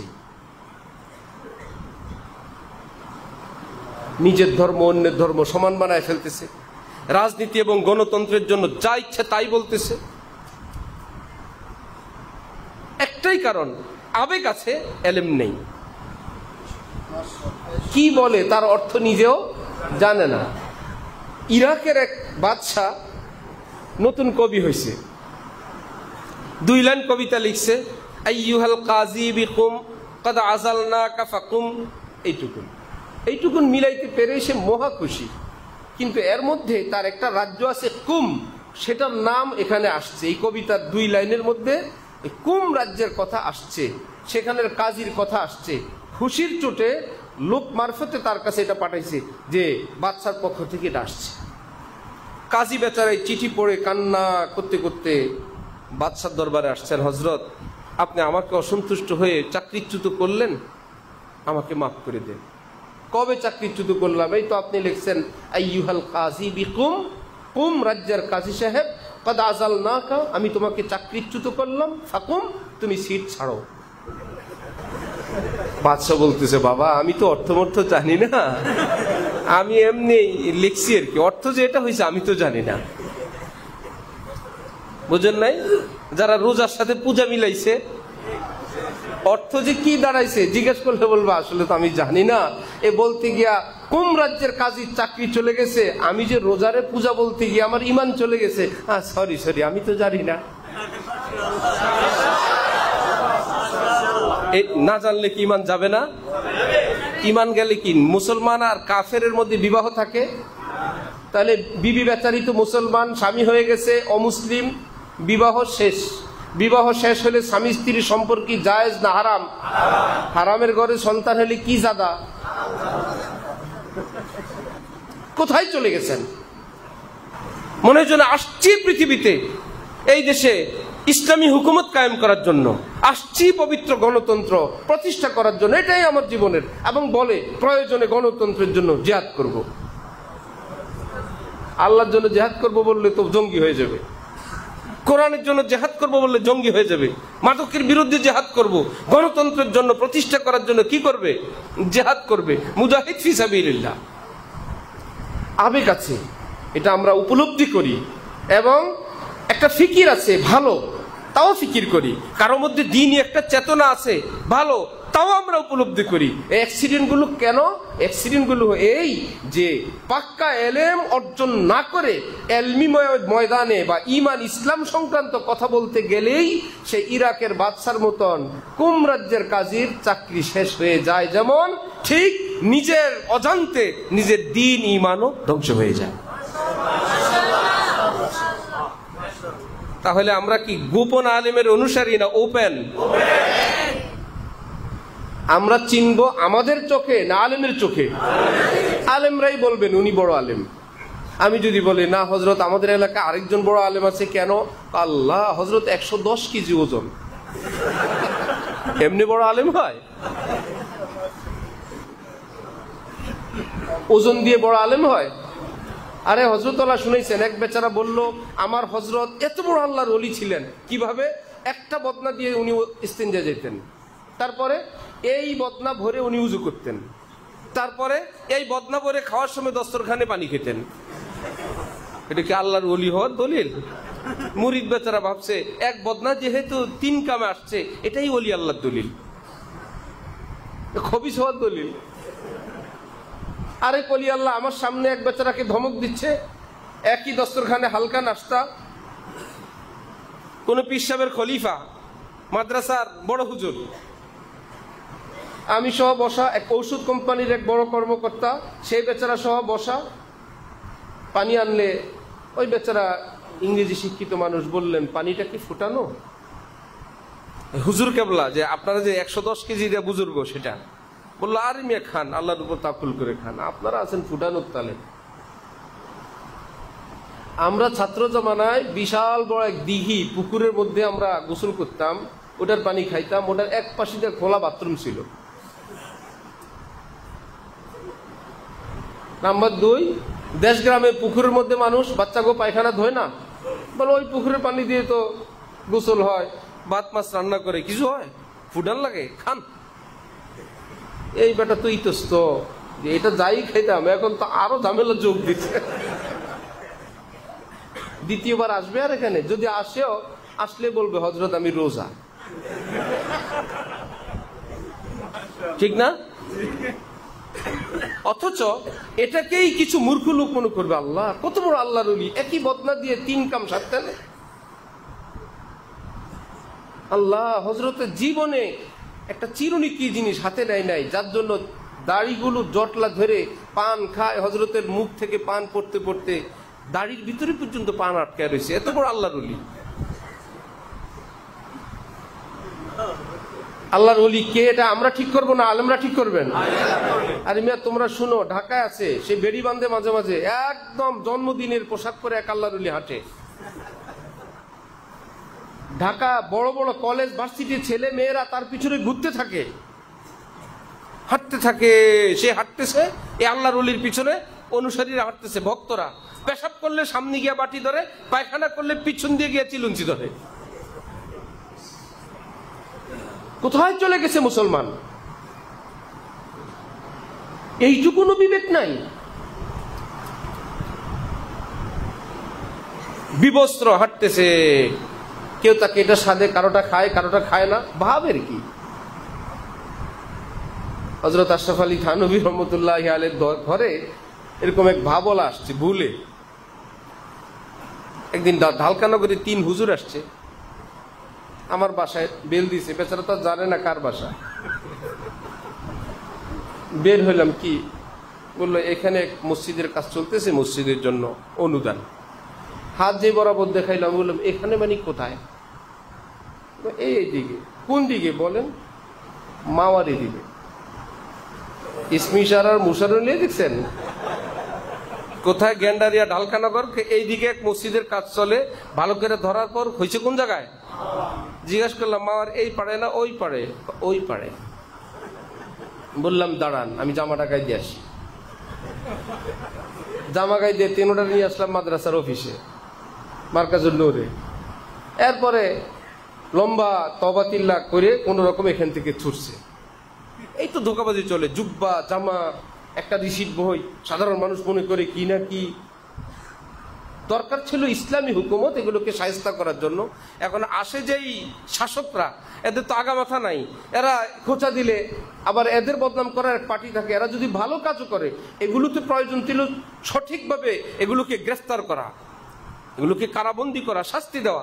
দিতে গেলে কিছু হুজুররা আবার বলবে, হ্যাঁ মাদ্রাসার কালেকশন করতে গেলে অমুক হুজুর গ্রেফতার করছে, এই জন্য সরকার চুপ, তোরা মর। হযরত থানভীর বাসায় এরকম ঠকঠক করতে গেলে হযরত থানভী একটু বিরক্ত হয়ে বলছেন, কে তুমি, কি চাও? ওই বেচারা বলল, আপনি আমার সঙ্গে এরকম ব্যবহার করেন, আমি তো কোনো গাউস আবদালও হইতে পারি। আপনি জেনতেন ভাবে বলছেন। হযরত থানভী বললেন যে, ভাই একই ধারণা তো তুমি আমার ব্যাপারেও করতে পারো,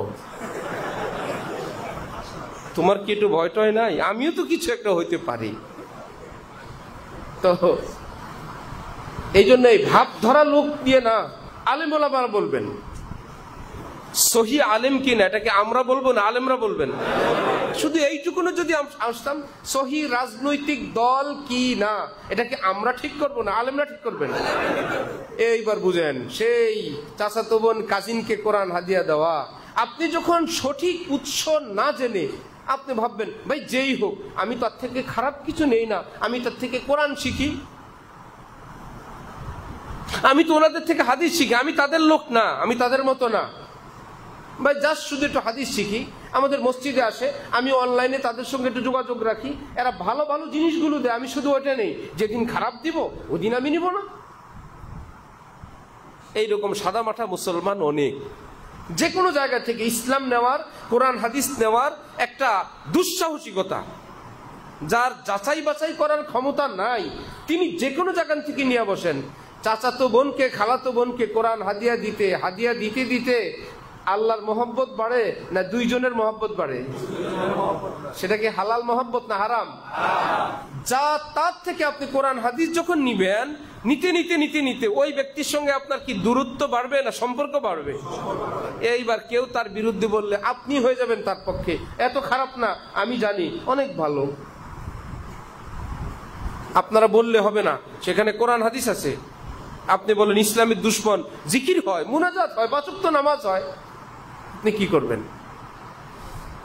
আমার জীবনে কোথাও চোখের পানি আসে নাই, ওই দরবারে গেলে আমার চোখের পানি আসছে। এই বেচারাকে আর ফেরানোর উপায় নেই। সে ধরাটা খাইল কিভাবে?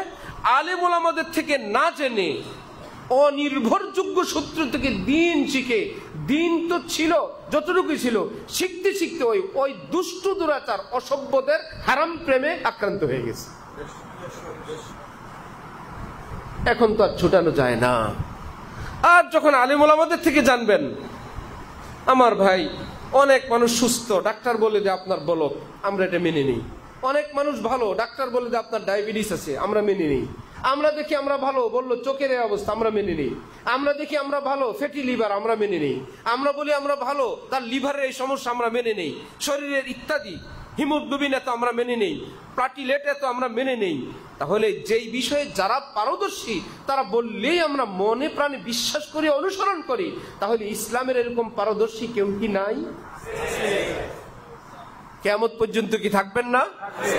অ্যাভেলেবেল, বাড়ি বাড়ি, ঘরে ঘরে না, থাকবেন। আমি চিনব কাকে দিয়ে? হ্যাঁ, বাড়ি করতে গেলে বেয়াই আপনি বাড়ি করছেন, সুন্দর বাড়ি, ইঞ্জিনিয়ার কে? বেয়াই তখন বলবে এটা ভালো, অমুক ইঞ্জিনিয়ার, তার সঙ্গে আমি কয়েকদিন কাজ করে আমি তার বিদায় দিয়ে দিচ্ছি। জামিয়া হাকিমুল উম্মতের কাজ শুরু, এক ইঞ্জিনিয়ার রাখা হয়েছে, বেচারা ছাতা নিয়ে দাঁড়ায় আছে, এই ধমক দেয় সেই ধমক দেয়, শুনে না। একদিন গিয়ে দেখি কন্ট্রাক্টররা কাজ করে, সে আমাদের ইঞ্জিনিয়ার, সে পাহারা দিবে কন্ট্রাক্টর কাজ ঠিক মতো করে কিনা, সে ছাতা দিয়ে এমন ভাবে দাঁড়ায় আছে কেউ যাতে কন্ট্রাক্টরদের ভুল কাজ দেখতেই না পারে। দরবেশ দাঁড়ায় আছে, রড না বেঁধেই ঢালাই দিয়ে দিতেছে। ঢালাইয়ের ভিতরে যখন চলে যাবে, বাধা না বাধা কেউ তো টের পাবে না। মনে হয় যেন তাদের কাজ আড়াল করার চাকরি তারে দেওয়া হয়েছে। রাগের চোটে তাকে আগে বিদায় দিলাম, বিদায় দিয়ে হজরত আল্লাহকে ফোন দিলাম, হজরত আরে এই অপরাধে বিদায় দিছি। হজরত বললেন বিলকুল ঠিক আছে। তাহলে যে একবার বাড়ি করে সে এই সংক্রান্ত কিছু বুঝে যায়, তখন বলবে ওই ইঞ্জিনিয়ার না না না এটা যোগ্য না, ওইটা যোগ্য, অমুক কন্ট্রাক্টর যোগ্য, এই সিমেন্ট ভালো, এই রড ভালো, এটা 3 দিনে লাল হয়, এটা 6 মাসেও ঝং ধরে না, ইত্যাদি ইত্যাদি। ওই জগতে যে একটু ঘুরে আসে, ওই জগতের কিছু সে জানে। এইটুকুন যদি বুঝান, তাহলে এলমি জগতে যারা আলেম হয়েছে, মাদ্রাসায় পড়ছে, তারা কি এলমি জগতের হক্কানি আলেম তারা চিনেন না?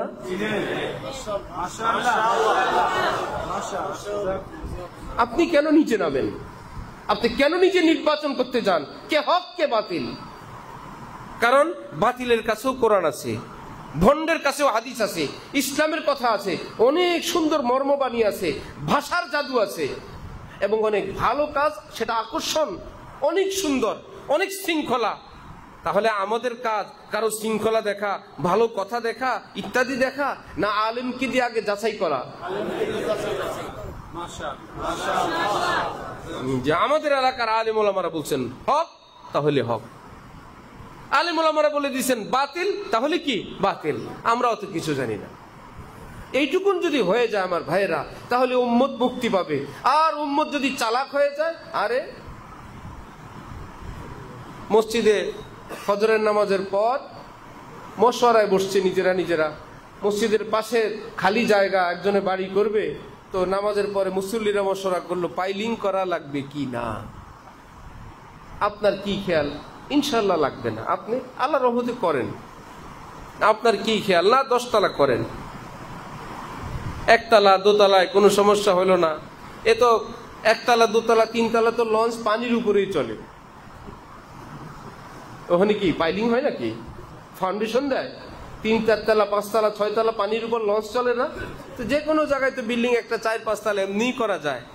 আর ইত্যাদি ইত্যাদি করা যাবে যখন ভূমিকম্প আসবে, কিংবা যখন আরো 1-2 তলা করতে যাবেন, তখন বিল্ডিং অল্প একটু ভাঙে না সবটাই শেষ? অল্প একটু কাজ হয়েছে, শুধু 1 ফুট কাজ হয়ে গেছে, ওই বিল্ডিং ব্যবহারযোগ্য, সবই শেষ। এতদিনের কষ্ট শেষ, মেহনত শেষ, কোরবানি শেষ। এই জন্য যে বাতিল, আপনি প্রথম দিন তার বাতিল ধরতে পারবেন না, দ্বিতীয় দিনেও পারবেন না, তৃতীয় দিনেও পারবেন না। হ্যাঁ, ইঞ্জিনিয়ার যদি বলেন এখানে পাইলিং লাগবে, পাইলিং এর বাইরে যাবেন না।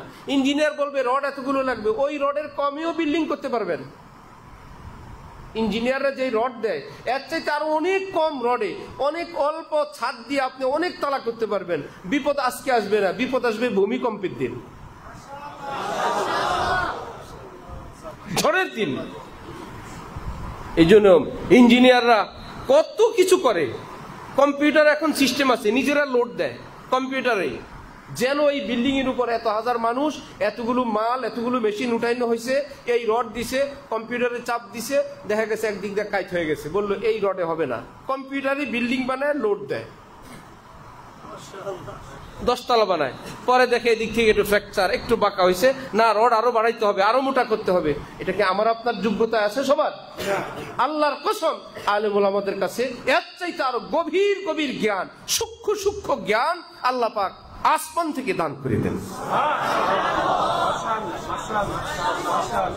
হযরত জালালউদ্দিন রুমি রহমতুল্লাহি আলাইহি বলেন, জুমলা আলম জি সবাব গুমরাহ শুদ, বিশ্বের মুসলমানরা একটা কারণে গুমরা, পথভ্রষ্ট, পথহারা, কম কাছে জবদালে হক আগাশুদ, যাকে ধরলে মনে প্রাণে সিরাতুল মুস্তাকিম পাবো, নবীর পথ পাবো, ওই মানুষগুলোর সন্ধান কম মুসলমানের কাছে আছে। ওই যে হিন্দুদের ঠাকুর চিনে, অন্যরা তাদের উপাসনালয় চিনে, ধর্মগুরু চিনে, ধর্মযাজক চিনে, মুসলমান নিজের ওই ধর্মগুরুকে তাকে চিনে না। ওনাদের মধ্যে ভিন্নতা হইতে পারে। আপনি একজনকে নেন, ইমাম আবু হানিফাকে নিছেন, শাফি, হাম্বলি, মালিকেরা অন্যরকম আমল করে, আপনি তখন বলবেন ওনাদেরটাও সহি, আমার হযরতেরটা ভুল, আপনি বলতে পারবেন না। সুতরাং আমি হানাফি, আমার হযরতের ফতোয়ার উপরে আমি জীবন দিব, আমি আমিন আসতে বলবো, নবীর নিচে হাত বাঁধবো, তারাবি 20 রাকাত পড়বো, বিতির 3 রাকাত পড়বো। অন্য মাযহাব তোমরা কি করবা, তোমাদেরটা তোমরা জানো। আমরা ঢালকানগরের সিলসিলা, আমাদের হযরত এই বলছেন, এইভাবে আমল করতে বলছেন, গুনাহ ছাড়তে বলছেন, হাসি খুশি স্বাভাবিক থাকতে বলছেন, পরিষ্কার পরিচ্ছন্ন থাকতে বলছেন, ভদ্র শালীন আদর্শ থাকতে বলছেন। তুমি জঙ্গলি থাকবা, তুমি মোচের মধ্যে পানির পিচকি রাখবা, এক বদনা দিয়ে 3 আমল করবা, তুমি মরো। আমি আমার হযরতের তরিকার উপর আছি। বুঝেন না ভাই? আমরা খায়ালে ওলি আল্লাহ হইতে চাই, তুমি পুরান রুটি খায় হবা, খুব ফাইন। তোমার সাহেব যদি হক্কানি হয়, শুকনা রুটি খায় ওলি আল্লাহ হও। হযরত থানবী বলেন, আমাদের ইচ্ছে একটু খায়াল হয়, ওলি আল্লাহ হইবে। ভাই তুমি না খায়া হইতে চাও, তোমার ভালো লাগলে সেদিকে যাও। যে যাকে ভালো লাগে, হক্কানি হওয়ার পর, আলেম ওলামাদের পরীক্ষায় উত্তীর্ণ হওয়ার পর, এইবারে হক্কানিদের মধ্যে একটু 19-20 এরকম ইত্যাদি আছে। আপনার যাকে ভালো লাগে, ভালো লাগাবেন তো লাগাবেন, এমন না একটাই উনি আরেকটাই আরেকজন, ধরা খেয়ে যাবেন। যাকে আপনি জীবনের ইমাম বানাবেন, সে আপনার জীবনের মুরব্বী। তার দ্বীনি আদর্শ, চেতনা, ফিকির, মাযহাব, तरीका अमी तार जब नहीं हो किसी का तो क्यों हो किसी का उन्हीं का हुआ जा रहा हो आमी आमार शायखेर आमी आमार हजरतेर এইটুকুন যদি হয় এটা আপনাকে শায়েখ ভক্ত বানানোর জন্য না, আল্লাহর কসম তাওহীদ ওয়ালা বানানোর জন্য, রিসালাত ওয়ালা বানানোর জন্য, সিরাতুল মুস্তাকিম ওয়ালা বানানোর জন্য, সমস্ত গুমরাহি থেকে হেফাজত করার জন্য।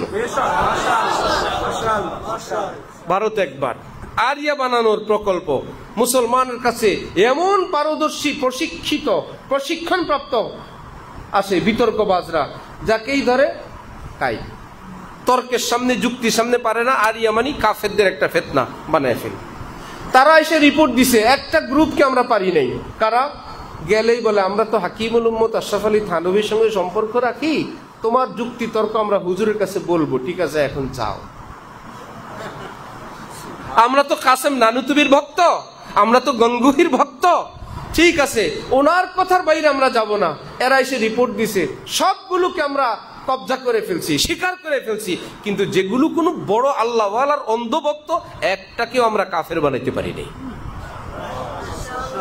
হাদিস শরীফ লা ইয়াজালুন নাসু বিখাইরিন মা আখাযুল ইলমা আন আকাবিরিহিম, নবীজি বলেন বড় বড় আলেমদের হেদায়েতের উপর তোমরা যতদিন থাকবে হেদায়েতের উপর থাকবে, যেদিন বড়দেরকে বাদ দিবে যা তার পিছনে ঘুরবে, ইনিও ইসলামের কথা বলে তিনিও ইসলামের কথা বলেন। কাদিয়ানিরা কি কোরআনের বিরুদ্ধে বলে না পক্ষে বলে?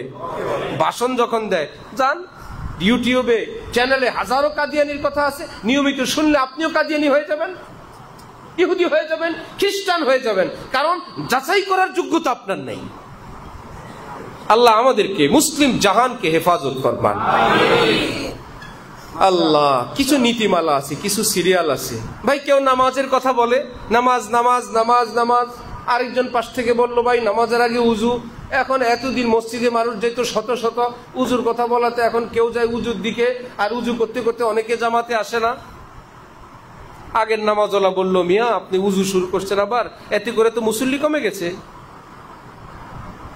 হ্যাঁ মুসল্লি তো কমছে ঠিক, আগের গুলোর যে নামাজ হইতো না, এখন যারা নামাজ পড়ে তাদের নামাজ হওয়ার ব্যবস্থা হয়েছে, এতে করে যদি কমও হয় এটা কি খারাপ না ভালো? বললেন আমি নামাজের দাওয়াত দিয়ে আপনি আবার ডিস্টার্ব করেন। ইসলামের এরকম কিছু নীতিমালা আছে আগেরটা আগের। অজু ইস্তিনজার মধ্যে সিরিয়াল, ইস্তিনজা কি এগুলো অনেক সিরিয়াল, অজুটা আগে করে নিবেন পরে ইস্তিনজা। যত সিরিয়ালে হোক যত কষ্টই হোক, জামাত যদি চলেও যায় কিছুই করার নাই, ইস্তিনজার চাপ দিছে চোখে, মসজিদের পাশে দাঁড়া দাঁড়া ইমাম সাহেবের একামত শুনছে, ইমাম সাহেবের 4 রাকাত শুনছে, এই মাত্র ইস্তিনজা সিরিয়াল পেয়েছে। কি গুনাহ হবে? কেন এত বড় জামাত তো তরক করলো? আপনি অজুটা করে নামাজে আসতেন, নবীজি বলছেন মাকরু। আল্লাহ তোর জামাতে ঠেকে নাই যে পেটের ব্যথা নিয়ে আসলেও জামাতে আসা লাগবে। আব্দুল্লাহ ইবনে ওমর বলেন আমি ঘরে খানা খাই, এমন ক্ষুধা লাগছে, পাশে মসজিদে জামাত হয়, আমি বসে বসে শুনি আর খাই। ইবনে ওমর বলেন লা আন তাকুনা আকলি কুল্লুহা সালাতান খায়রুম মিন আন তাকুনা সালাতি কুল্লুহা আকলান। আমি জানি আমি খাওয়ার ভিতরে থাকবো আর নামাজের জন্য আফসোস করব, হায় নামাজটা পেলাম না, জামাতটা ধরতে পারলাম না, এটা আল্লাহর দৃষ্টিতে উত্তম। নামাজে গিয়ে হায় খাইতে পারলাম না, হায় পেট মোচড় দিতেছে, হায় রে খানা জানি থাকি কিনা, ওটার চেয়ে।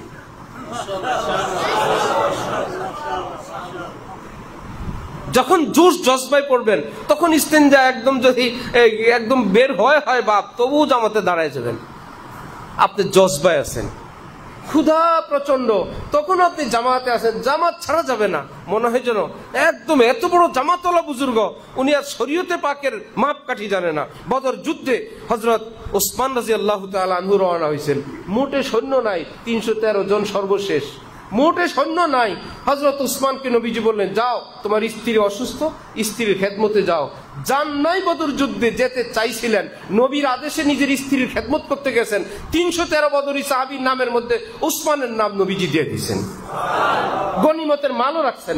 এই উসমান, উসমান বদরি সাহাবী, উসমানের ভাগ রাখো। যান নাই বদরে, নাম হইল বদরি সাহাবী। যখন আলেম ওলামাদেরকে এড়ায় যাবেন তখন শুধু জোশে জজবায় নিজের বিবেক নিজের বুদ্ধি নিজের চোখে গোমরা হবেন। দ্বীনের খেদমত করবেন, নামাজ পড়ে পরে শুনে উজু নেই, জেহাদে গেছে ওদিক থেকে বিবির খেদমত এর চেয়ে জরুরি ছিল, সেটা বাদ দিয়ে জেহাদে গেছে, হয়েছে গুনাহ। তাহলে আমাদের জীবনের রন্ধ্রে রন্ধ্রে, জীবনের পাটে পাটে সিদ্ধান্ত কি আমরা নিব না ওলামায়ে কেরাম? ওলামায়ে কেরাম যে যাকে ভালো লাগে এইরকম কোন হক্কানি আলেমের কাছে নিজের জীবন হিস্টরি ক্লিয়ার রাখেন। তিনি আপনার জানেন আপনার সূরা কেরাত শুদ্ধ কিনা, আপনার রুটি রুজি হালাল কিনা, আপনার ঘর বাড়ির অবস্থা কি, আপনার এলমি যোগ্যতা কি, আপনি কি, এইবার তিনি আপনাকে বলবেন তুমি এটা করো, তুমি সেটা করো, তুমি সূরা কেরাত শিখো, তুমি আল্লাহর রাস্তায় যাও, তুমি 3 দিন লাগায় আসো, তুমি এটা করো, তুমি মা বাবার খেদমত করো। কারণ ইসলাম নির্দিষ্ট কোন একটা কাজের মধ্যে আমাকে আপনাকে আটকায় ফেলে নেই। আলেম ওলামা লাগবে কিনা? আল্লাহ আমাদেরকে হক্কানি আলেমদেরকে চেনার এবং তাদেরকে জীবনের ইমাম বানানোর তৌফিক দান করেন। ওয়া আখিরু দাওয়ানা আলহামদুলিল্লাহি রাব্বিল আলামিন। গত মাসিক ইজতেমায় খুব বলছি, আপনারা ভালোভাবে শুনছেন। আমাদের হযরত আলা দামাত বারাকাতুহুমের জামিয়া হাকিমুল উম্মত, কেমন গুলশানে আক্তার কমপ্লেক্স, বিশ্বমানের এক দ্বীনি মাদ্রাসা আমাদের বাংলাদেশে। যেমন প্রতিষ্ঠাতা বিশ্বমানের, তার প্রতিষ্ঠানও বিশ্বমানের। কোনো বাড়িতে ঘরে যান না, কারো থেকে নেন না ভাই, কিছু নীতিমালার আলোকে। কিন্তু সরকারি কোনো অর্থায়ন তো হয় না, মুসলমানদের অর্থেই মাদ্রাসা চলে। মুসলমানদের থেকে অর্থ সংগ্রহ করার এক এক বুজুর্গের এক এক পদ্ধতি।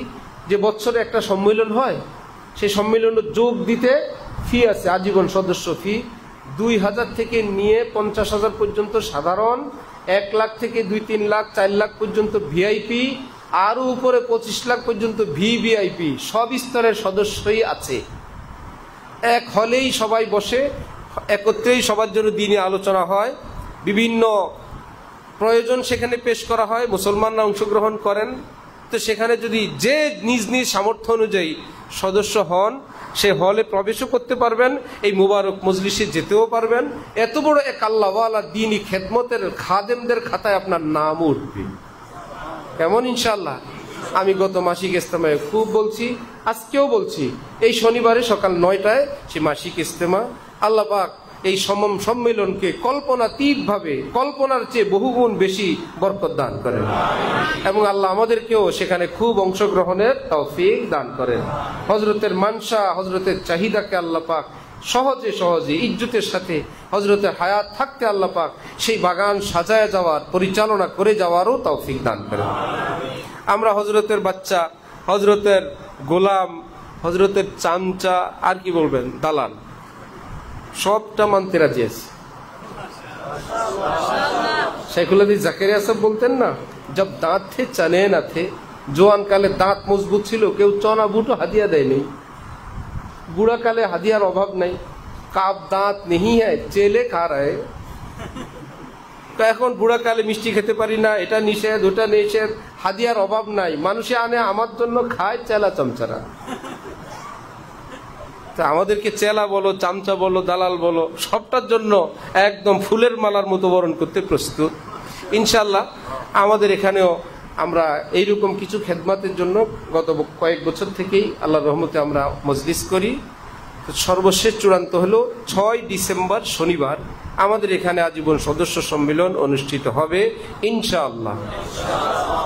আমরা খুব অংশগ্রহণের ফিকির করব, অংশগ্রহণ করানোর ফিকির করব। আমি একজন আপনাদেরকে বললাম, আপনারা হইলেন, সেখান থেকে আপনি একজন যদি আরো একজনকে বলেন, সেও হইল। কেমন? তা আমরা তো কারো বাড়িতে দুয়ারে যাই না, অফিসে যাই না, কোরবানির কালেকশন করি না, রমজানে কোনো কালেকশন করি না। তো মাদ্রাসার এই অর্থ যোগানটা আসবে কোত্থেকে? সম্মানজনকভাবে, হালালভাবে একটা পদ্ধতি তো করা লাগবে, যে যাতে করে মাদ্রাসার রাজস্ব, মূল ফান্ডটা যেন মজবুত হয়। তো এভাবে আমরা ফিকির করতেছি আপনাদের দোয়ায়, যে এই বিশাল জায়গা খরিদ থেকে নিয়ে পর্যন্ত আল্লাহ পাক এ সকলের সহযোগিতায় কিভাবে হয়, কিভাবে আল্লাহর বান্দা বান্দিরা দেন। জায়গা কেনার সময় কত রকমের অনুদান। যিনি জায়গার মিডিয়া করলেন, মধ্যস্থতাকারী থাকেন একজন ব্রোকার, সেই ভাই টাকা দেওয়ার দিন বিকালে টাকা দিব, আমাদের অফিসে বসা, সে আমার পাশে বসা। এখন দেখতেছে একজনে টাকা নিয়ে আসতেছে, ওই টাকা দিতে হবে আজকে। একজনে 10,000 টাকা নিয়ে আসছে, খুশি না? নিয়ে আসছে ধার। ভাই মাদ্রাসাকে আমি দান করার ক্ষমতা আমার নাই, আমি 10,000 টাকা ধার দিলাম, দিতে হবে 3 কোটি টাকা, দিতে হবে কয় কোটি? ওই বেটা নিয়ে আসছে 10,000 টাকা, তাও কি ধার, সেটাও সাদরে বরণ করলাম। আরেক বেচারা আংটি নিয়ে আসছেন একটা, আমার কিছু না, একটা স্বর্ণের আংটি আছে, আমি এটা দান করলাম। আরে কি মুশকিল, যে যার মতন। এই সারাদিনের এই দৃশ্য দেখে ওই বেচারা যে মাদ্রাসার টাকা এইভাবে আসে, মুসলমানরা এইভাবে দান করে, নারী তার গহনা খুলে পাঠায় দেয়, কেউ আংটি দিয়ে দেয়, কেউ 10 টাকা 20 টাকা দেয়, এভাবে আপনাদের টাকা হয়। হুজুর মিডিয়ার জন্য যে একটা টাকা, আমি একটা টাকাও নিব না, আমার কোনো টাকা টুকা লাগবে না, আমি এমনিতেই খেদমত করব, বরং আমি যদি পারি এই মাদ্রাসায় খেদমত করব। বুঝছেন? সবই যারা ভালোবাসে যাকে, তার খেদমতকে সহযোগিতা করে, এটাই নিয়ম। সব তরিকায়, সব সিলসিলায়, সব মাযহাবে যে যেই তরিকা, যে যাদেরকে ভালোবাসে, যারা এটা চায় আমার এই প্রিয় মানুষের মতো আরো কিছু মানুষ হোক, এরকম কিছু আছে না? ধানমন্ডিতে এক ডাক্তারের কাছে গেলাম, চিকিৎসা শেষ, আমাকে বলে হুজুর আমি অমুক জায়গায় এত একর জায়গা কিনছি, একটা মাদ্রাসা করবো, স্কুল করব, জাকির নাইক স্টাইলের। তাহলে সে কার ভক্ত? সে জাকির, সে চাচ্ছে জাকির নাইক দুনিয়া থেকে চলে গেলে পরে জাকির নাইক কোত্থেকে আসবে, একটা স্কুল বানায়, আরো কিছু জাকির নাইক যাতে পয়দা হয়, সদকায়ে জারিয়া হিসেবে। ওকে, ভান্ডারি দেখেন ভান্ডারি, বেতাদি দেখেন বেটারি, মাজারি দেখেন মাজারি। কিন্তু আহলে হকে আসার পর যেই বেচারায় মাজারে টাকা দিত ধুম, বন্ধ করে টাকা দিত অনেক বছর বছর গরু, আহলে হক হয়ে যাওয়ার পরে মাশাআল্লাহ মনে করে আর টাকা পয়সা বের করে এগুলো গুনাহের কাজ। আমাদের হযরত আলী বলেন, নজর বাঁচাইতে বললে রেডি, নামাজ পড়তে বললে রেডি, ওজিফা দিতে বললে রেডি, যখনই আল্লাহর রাস্তায় খরচের ব্যাপার আসে বলে এত বোকা হই নেই। বুঝতেছেন? এটা ভালো না। তো আমাদের এক ওস্তাদ বললেন যে আল্লাহর রাস্তায় খরচের ব্যাপারটা আমরা এটাকে অনেক দূরে নিয়ে গেছি। কোরআন হাদিসে 2 জায়গায় ইসলামের বুনিয়াদ সম্পর্কে আলোচনা, দোনো জায়গায় আল্লাহর রাস্তায় খরচের সিরিয়াল নাম্বার হইল 3। কোরআন শরীফ আলিফ লাম মিম যালিকাল কিতাব লা রাইবা ফি হুদাল লিল মুত্তাকিন। এবার মুত্তাকি কারা? আল্লাযীনা ইউমিনুনা বিল গায়ব 1, ওয়া ইউকিমুনাস সালাহ 2, ওয়া মিম্মা রাযাকনাহুম ইউনফিকুন 3। তাহলে আল্লাহর রাস্তায় খরচ করার নাম্বার কত? 3। বুনিয়াল ইসলামু আলা খামস 1, শাহাদাতি আল্লা ইলাহা ইল্লাল্লাহ ওয়া আন্না মুহাম্মাদার রাসূলুল্লাহ 2, ওয়া ইকামিস সালাহ 3, ওয়া ইতাইজ যাকাত। যাকাত হইল কি? 3। ওখানেও 3, এখানেও কত? 3। কিন্তু বাঙালি এমন চালাকের চালাক, ফাইল পাল্টাইতে পাল্টাইতে অফিসে এখন ইসলামের বুনিয়াদ 5টি, কালিমা, নামাজ, রোজা, হজ, কত নম্বরই নিয়ে গেছে ফাইল। বলে খরচেরটা এত সামনে আনেন, আরো পরে নেন, পরে নেন, আগে নামাজ রোজা করি, লাগলে রোজা রাখবো। অথচ রোজার আগে দানের কথা হাদিসে,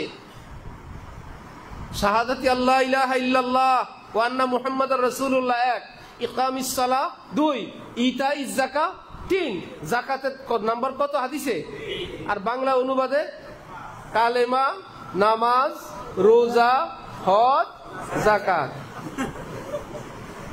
ফাইল যত নিচে ফেলানো যায় তত মামলা পিছায়, বলে এটা অনেক পিছনে আছে। এটা আমাদের বাঙালি অনুবাদ। এই যে আল্লাহর রাস্তায় খরচ করা, এটা নেশা বানানো চাই, নিজের থেকেই নেশা, নিজের থেকেই নেশা। যে ভাই এখানে, এটা পাকিস্তানে আছে, সাউথ আফ্রিকা আছে, মুসলমানরা নিজের থেকেই দান করে। আচ্ছা এই মাদ্রাসায় আসলাম, এ শরীক হবো না, আজকে কিছু দিব না, বা আজকে আল্লাহর রাস্তায় কোনো দান করলাম না, ভাই আজকে তো আমার অনেক লাভ হয়েছে, আলহামদুলিল্লাহ আজকে অনেক লাভ হয়েছে, আজকে তো একটা কাজ হয়েছে, কিছু দিব না। এই যে দেওয়া, আমরা কি প্রতিদিন নামাজ পড়ি কোন আলেম ওলামার ওয়াজের টুটে, যে নামাজের আগে হুজুর ওয়াজ করছিলেন পরে নামাজে আসি, না নিজেদের বুঝ? আলেম ওলামাদের বয়ানের বরকতে আমাদের একটা বুঝ হয়েছে, ভাই নামাজ পড়া দরকার, এটা আমাদের ইমানি একটা আমল, ঠিক না? ঠিক এমনি ভাবে আল্লাহর রাস্তায় খরচ করাটা দরকার, এটা নিজের বুঝ হওয়া দরকার। আলেমরা বলবেন বছরে একবার, দুইবার, 10 বার, কিন্তু আমি নিজের থেকে, আমার কেউ ডাকে নাই, কালেকশন করে নাই, চায় নাই, খোঁচায় নাই, উদ্বুদ্ধ করে নাই, আল্লাহর খুশির জন্য আমি আজকে একটু দান করব। 50 টাকা হোক, 100 টাকা হোক, লক্ষ টাকা হোক, নিজে নিজে ঘুরে ঘুরে। এবার নিজের সাথীদের মধ্যে গরিব মানুষ আছে, নিজের মহল্লা আছে, অভাবগ্রস্ত আলেম ওলামা আছে, দিনদার আছে, নিজের প্রিয় প্রতিষ্ঠান আছে, কতভাবে করা যায়, কতভাবে করা যায়। তাহলে খরচের একটা নেশা আল্লাহ আমাদের মধ্যেও দান করেন। আপনি কি মনে করেন আল্লাহর রাস্তায় দান করলে আল্লাহ কি ওই সময় দেখেন না? যা আমার বান্দার পকেট থেকে এই টাকাগুলো গেল, আল্লাহ চুপ করে বসে থাকবেন? পৃথিবীর ছোট্ট একটা নদীও তো চুপ করে বসে থাকে না, যে নদীর সাথে একটা পুকুর থাকে যুক্ত। এক বালতি পানি যদি পুকুর থেকে উঠানো হয়, নদী কি চুপ করে থাকে না দিয়ে দেয়?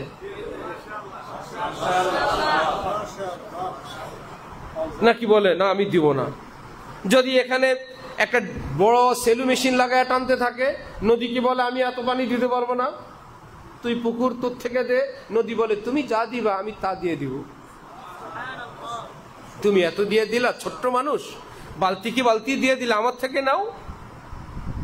তুমি একদম লাগাতার দাও, আমার থেকে লাগাতার নাও। আল্লাহর এক মাখলুক ছোট্ট নদী যদি এত বড় দাতা হয়, ছোট্ট পুকুর কি দিতেই থাকেন। আল্লাহ বলেন বান্দা তোর রিজিক তোর কাছে যা আছে আমি কি দেখি না? তুমি যখন দিয়ে দাও আমি তখন ফেরেশতাকে বলি আগে 700 গুণ দাও, বাকিটা আমি দিব।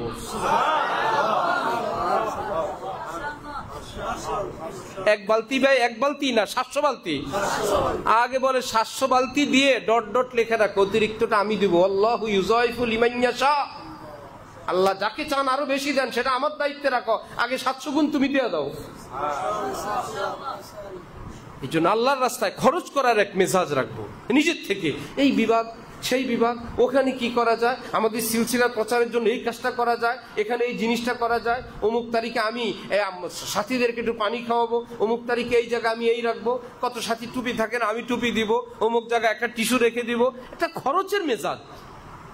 আমি এই খেদমতটা করব, আমি একটু মশওয়ারা করবো, অমুক খেদমত করা যায় কিনা, এটা একদম ব্যাপকভাবে আমাদের দাফন হয়ে গেছে। হ্যাঁ, লাগলে আমাদেরকে ডাকবে, বলবে, ভাই কত বলা যায়, কত টাকা যায়। কিন্তু আল্লাহ পাক যাদের দ্বারা দ্বীনের খেদমত নেন, যে প্রতিষ্ঠানকে আল্লাহ পাক কবুল করেন, কুদরতি ভাবে এইরকম কিছু মানুষও আল্লাহ দান করেন, মানুষও আল্লাহ দান করেন, তাদেরকে আল্লাহ পাক দেন। যে হযরত আল্লাহ করাচি বলতেন, আল্লাহ আমার রুহের সঙ্গে যাদের রুহের মিল পৃথিবীর যেখানেই তারা আছে, হয়তো আমাকে নিয়ে যান, না হলে তাদেরকে নিয়ে আসেন। আমাকে তাদের কাছে নেন, নইলে তাদেরকে আমার কাছে নিয়ে আসেন। ঘটনা ঘটছে তাই, পুরো পৃথিবীর থেকে মানুষ হযরতের কাছে আসতো, হযরত পুরো পৃথিবীতে যেতেন। আল্লাহ আমাদের মার্কাজুল ইহসানকেও এসাহি কবুল ফরমান। যে মার্কাজুল ইহসান একবার আসবে, 1 টাকা দান করবে, একবার আলোচনা করবে কিংবা শুনবে, ইনশাআল্লাহ দোয়া করে আল্লাহ পাক তাকে এবং তার খানদানে আল্লাহর মহব্বতের আগুন জ্বালায় দেন, একদম দেওয়ানা হয়ে যায় আল্লাহ দ্বীনের, আকাবেরের, আল্লাহওয়ালা বুজুর্গানি দ্বীনের এবং হকের পাগল হয়ে যায়। আল্লাহ এসাহি কবুলিয়ত মাকবুলিয়ত খুব দান করেন। ওয়া আখিরু দাওয়ানা আনিল হামদুলিল্লাহি রাব্বিল আলামিন।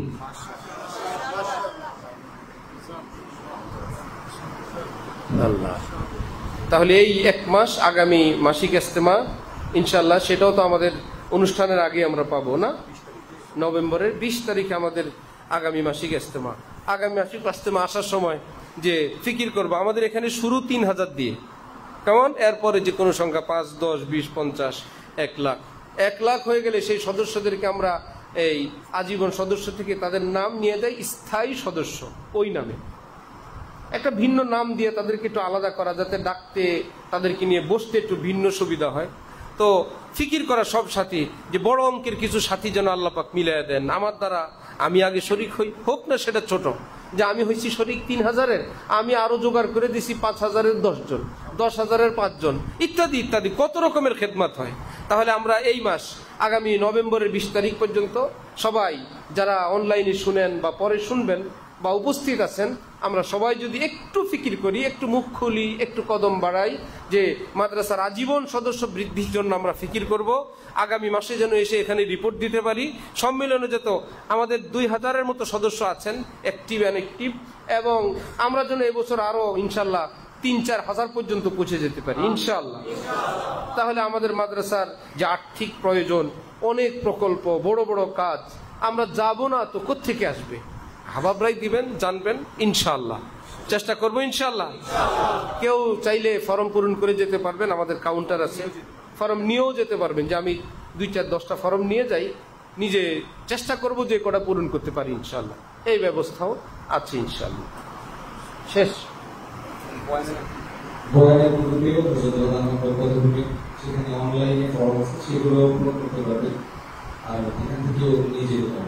কথা বুঝে নেই কেউ। আমাদের যে বয়ানের গ্রুপ আছে অনলাইনে, বিভিন্ন মিডিয়ায়, আজীবন সদস্য হওয়ার জন্য সেখানে ফর্ম আছে অনলাইনে। এগুলো যারা বুঝেন আপনাদের জন্য। আমার সামনে একবার আসছিল, আমি কতক্ষণ চেষ্টা করে পরে বাদ দিয়ে দিছি। কেমন অনেক মানুষ আছে এইটাই পছন্দ করেন, তারা হাতে কলমে কিছুই পছন্দ করে না, অনলাইন থাকলে ওকে, মাশাআল্লাহ ভালো। সে অনলাইনে ফর্ম আছে, টাকা পরিশোধের ব্যবস্থা আছে। যারা কিছু এই লাইনে পারদর্শী মানুষ, যারা এই খেদমত গুলো করেন, আল্লাহ তাদেরকে হেফাজত করেন, আরো তৌফিক দান করেন। সেখানেও ব্যবস্থা আছে, যোগাযোগ রাখলে ইনশাল্লাহ। এতগুলো সদস্য যদি আমরা ফিকির করি মার্কাজুল ইহসানের জন্য, এক মুহতামিম যদি চেষ্টা করে এতটুক হয়, তাহলে আমরা এত মুহতামিম যদি বলি আমি একজন মাদ্রাসার ফিকিরমান সাথী হতে চাই, কি ভাইরা পারবো না ইনশাল্লাহ? আল্লাহ খুব তৌফিক দান করেন। অনেক সময় হয়ে গেছে ভাই, দুরূদ শরীফ পড়ি। আল্লাহুম্মা সাল্লি আলা মুহাম্মাদ ওয়া আলা আলি মুহাম্মাদ ওয়া বারিক।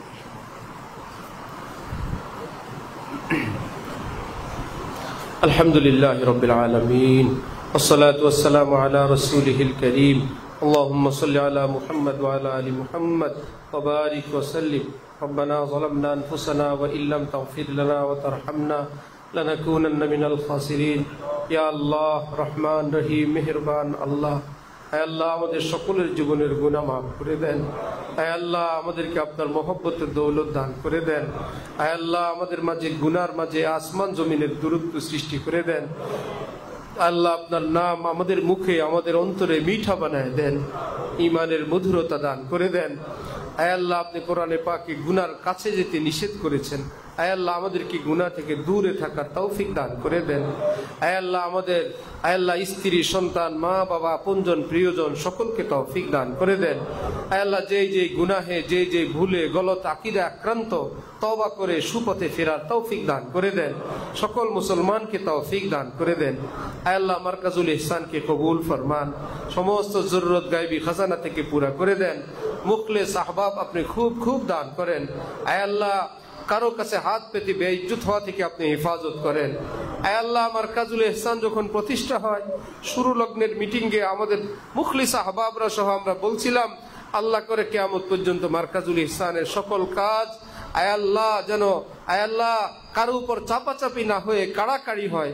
খেদমত যখন উপস্থাপন করা হবে, কে কার আগে এই খেদমত আঞ্জাম দিবে, এরকম কাড়াকাড়ি হয়। আল্লাহ আপনি কুদরতের আল্লাহ মুজাহারা ফরমান, আপনার বান্দাদেরকে আপনি ऐसाही তৌফিক দান করে দেন। আল্লাহ এই এরিয়াকে আপনি সুবিশাল বানায় দেন, সুপ্রশস্ত করে দেন। আল্লাহ কিয়ামত পর্যন্তের জন্য আপনি কবুল করে নেন। আল্লাহ সব কষ্ট পেরেশানি আপনি দূর করে দেন, অভাব অনটন দূর করে দেন, জাহিরি বাতিনি তারাক্কি দান করেন। উস্তাদ, ছাত্র, অভিভাবক, খায়ের কা, হিতাকাঙ্ক্ষী, মহব্বতওয়ালা আল্লাহ মজলিসে আগমনকারী, শ্রবণকারী, সহযোগিতাকারী আল্লাহ তাদের সকলকে আপনার মহব্বতের দৌলত দান করে দেন। আল্লাহ আমাদের ঘরে ঘরে রহমত দান করেন, শান্তি দান করেন, ইজ্জতের জিন্দেগি দান করেন, রিজকে বারাকাত দান করেন। আল্লাহ যারা ঋণগ্রস্ত পরিশোধের তৌফিক দান করেন। আল্লাহ হারামাইন শরীফাইনি জীবনে একবার যেতে পারে নাই। আল্লাহ আপনার অনেক বান্দারা, নবীজির পাগলরা মাওলা ছটফট করে এখানে আল্লাহ মৌতের আগে একবার হইলেও আপনার ঘর, আপনার নবীর রওজায় সালাম দেওয়ার তৌফিক দিয়ে। सुनते हैं कि काबा घर है बड़े दाता करियस, जिंदगी है तो फकीरों का भी फेरा होगा। अल्लाह বারবার হাজিরের তৌফিক দিয়েন। আল্লাহ পরিবার পরিজন নিয়ে বারবার হাজিরের তৌফিক দিয়েন। আহবাব মুহিব্বিন মুখলিসিন সাথী নিয়ে বারবার হাজিরের তৌফিক দিয়েন। আয় আল্লাহ আমাদের এই মাদ্রাসাকে কবুল করে নেন। আয় আল্লাহ নতুন ভবন খাওয়ার জন্য আমরা ফিকির করছি, আপনি সব সহজ করে দেন। আয় আল্লাহ প্ল্যান প্রোগ্রাম পরিকল্পনা ডিজাইন, আয় আল্লাহ আপনার চোখে সুন্দর ডিজাইন আপনি দান করে দেন। আয় আল্লাহ সব কিছু আপনি আয় আল্লাহ সহজে সহজে পার করে দিয়ে দেন। আয় আল্লাহ যাদের হাত আছে পা আছে আয় আল্লাহ তারা বলতে পারে চষতে পারে, আয় আল্লাহ যে ল্যাংড়া লুলা অন্ধ তার কিছু নাই, আল্লাহ আমরা ল্যাংড়া লুলা অন্ধ, আল্লাহ জবানও নাই হাতও নাই পাও নাই, আল্লাহ আপনি সহজে সহজে সবকিছু ব্যবস্থা করে দিন। আল্লাহ আপনি যে বান্দে আমরা আল্লাহ কল্পনীয় খেদমত করে আমি জীবনে দেখি নাই কেউ মাদ্রাসা মসজিদে এভাবে দান করে। আল্লাহ আমি কাছের থেকে জানি এত বড় লোক না, এত পয়সাওয়ালাও না। আয় আল্লাহ জীবন উজাড় করে যারা দেয়, আয় আল্লাহ আপনার রহমত তাদের জন্য উজাড় করে দেন, তাদের খানদানে আপনি রহমতের বারিশ করে দেন, তাদের আওলাদ ফরজুনকে আলেম আল্লাহ ওয়ালা বানায় দেন, স্ত্রীর স্বামী স্ত্রীর মহব্বত আপনি খুব দান করে দেন। আয় আল্লাহ আমাদের মুসলমানরা যে যেখানে বিপদে আছে উদ্ধার ফরমান, গাজাকে আপনি কুদরতি ভাবে হেফাজত ফরমান। আয় আল্লাহ আপনি পুনর্বাসনের সুন্দর ব্যবস্থা করে দেন, চিরদিনের জন্য জালেমদেরকে আপনি স্তব্ধ করে দেন। আয় আল্লাহ জালেমদের দোসর সহযোগিতাকারীদেরকে স্তব্ধ করে দেন। আয় আল্লাহ মুসলমানদেরকে হক্কানি আলেম উলামা চেনার তৌফিক দান করে দেন, আলেমদের সিদ্ধান্তের উপর অটল অবিচল থাকার তৌফিক দান করে দেন। সকল গুমরাহি থেকে হেফাজত ফরমান। যেই ভাইয়েরা গুমরাহির পথে গেছে সৎ পথে সঠিক পথে সিরাতুল মুস্তাকিমে ফেরার তৌফিক দান করে দেন। আয় আল্লাহ আয় রব্বুল আলামিন উপস্থিত সকলের নেক মাকসুদ আপনি কবুল করে নেন। আল্লাহ আমার পীর ও মুর্শিদ হযরত আলা দামাত বারাকাতুহুমের হায়াতে খুব বরকত দান করেন। আয় আল্লাহ হযরতকে আপনি 120 বছর হায়াত সিহহাতের সাথে আফিয়তের সাথে দান করে দেন। আয় আল্লাহ হযরতের জামিয়াকে আপনি কবুল ফরমান, জামিয়া সম্মিলনকে কবুল ফরমান। আয় আল্লাহ বিশাল সুবিশাল মসজিদ করবেন আমার শেখ। আয় আল্লাহ আপনি আসমান থেকে সব ব্যবস্থা করে দেন। আয় আল্লাহ জীবন সদস্য সম্মিলন আপনি খুব কামিয়াব করে দেন। আয় আল্লাহ হযরতের রূহানি দৌলত আমাদেরকে খুব দান করেন, খুব মহব্বত মুনাসাবাত দান করে দেন।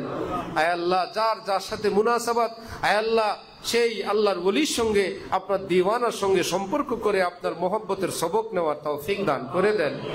আয় আল্লাহ দুষ্ট দুরাচার ভণ্ড বেদাতীদেরকে আয় আল্লাহ তওবা করে সঠিক পথে ফেরার তৌফিক দান করে দেন। আয় আল্লাহ আমাদের সকলের দোয়া মুনাজাত রাসূলুল্লাহ সাল্লাল্লাহু আলাইহি ওয়াসাল্লামের উসিলায় কবুল ফরমান। আয় আল্লাহ এলাকার বহু আলেম উলামা আয় আল্লাহ অভাবনীয় অকল্পনীয় খিদমত করেন এই মাদ্রাসার, এবং কাছের দূরের অনেকেই করেন। মাদ্রাসা হয়ে আরেক মাদ্রাসা এমন খিদমত করা আয় আল্লাহ আমি এই কথাও জীবনে শুনি নাই। আয় আল্লাহ সেই ছাত্র সেই উস্তাদ সেই কমিটিকে আয় আল্লাহ দোনো জাহানে আপনি শ্রেষ্ঠ শ্রেষ্ঠ পুরস্কার দান করে দেন।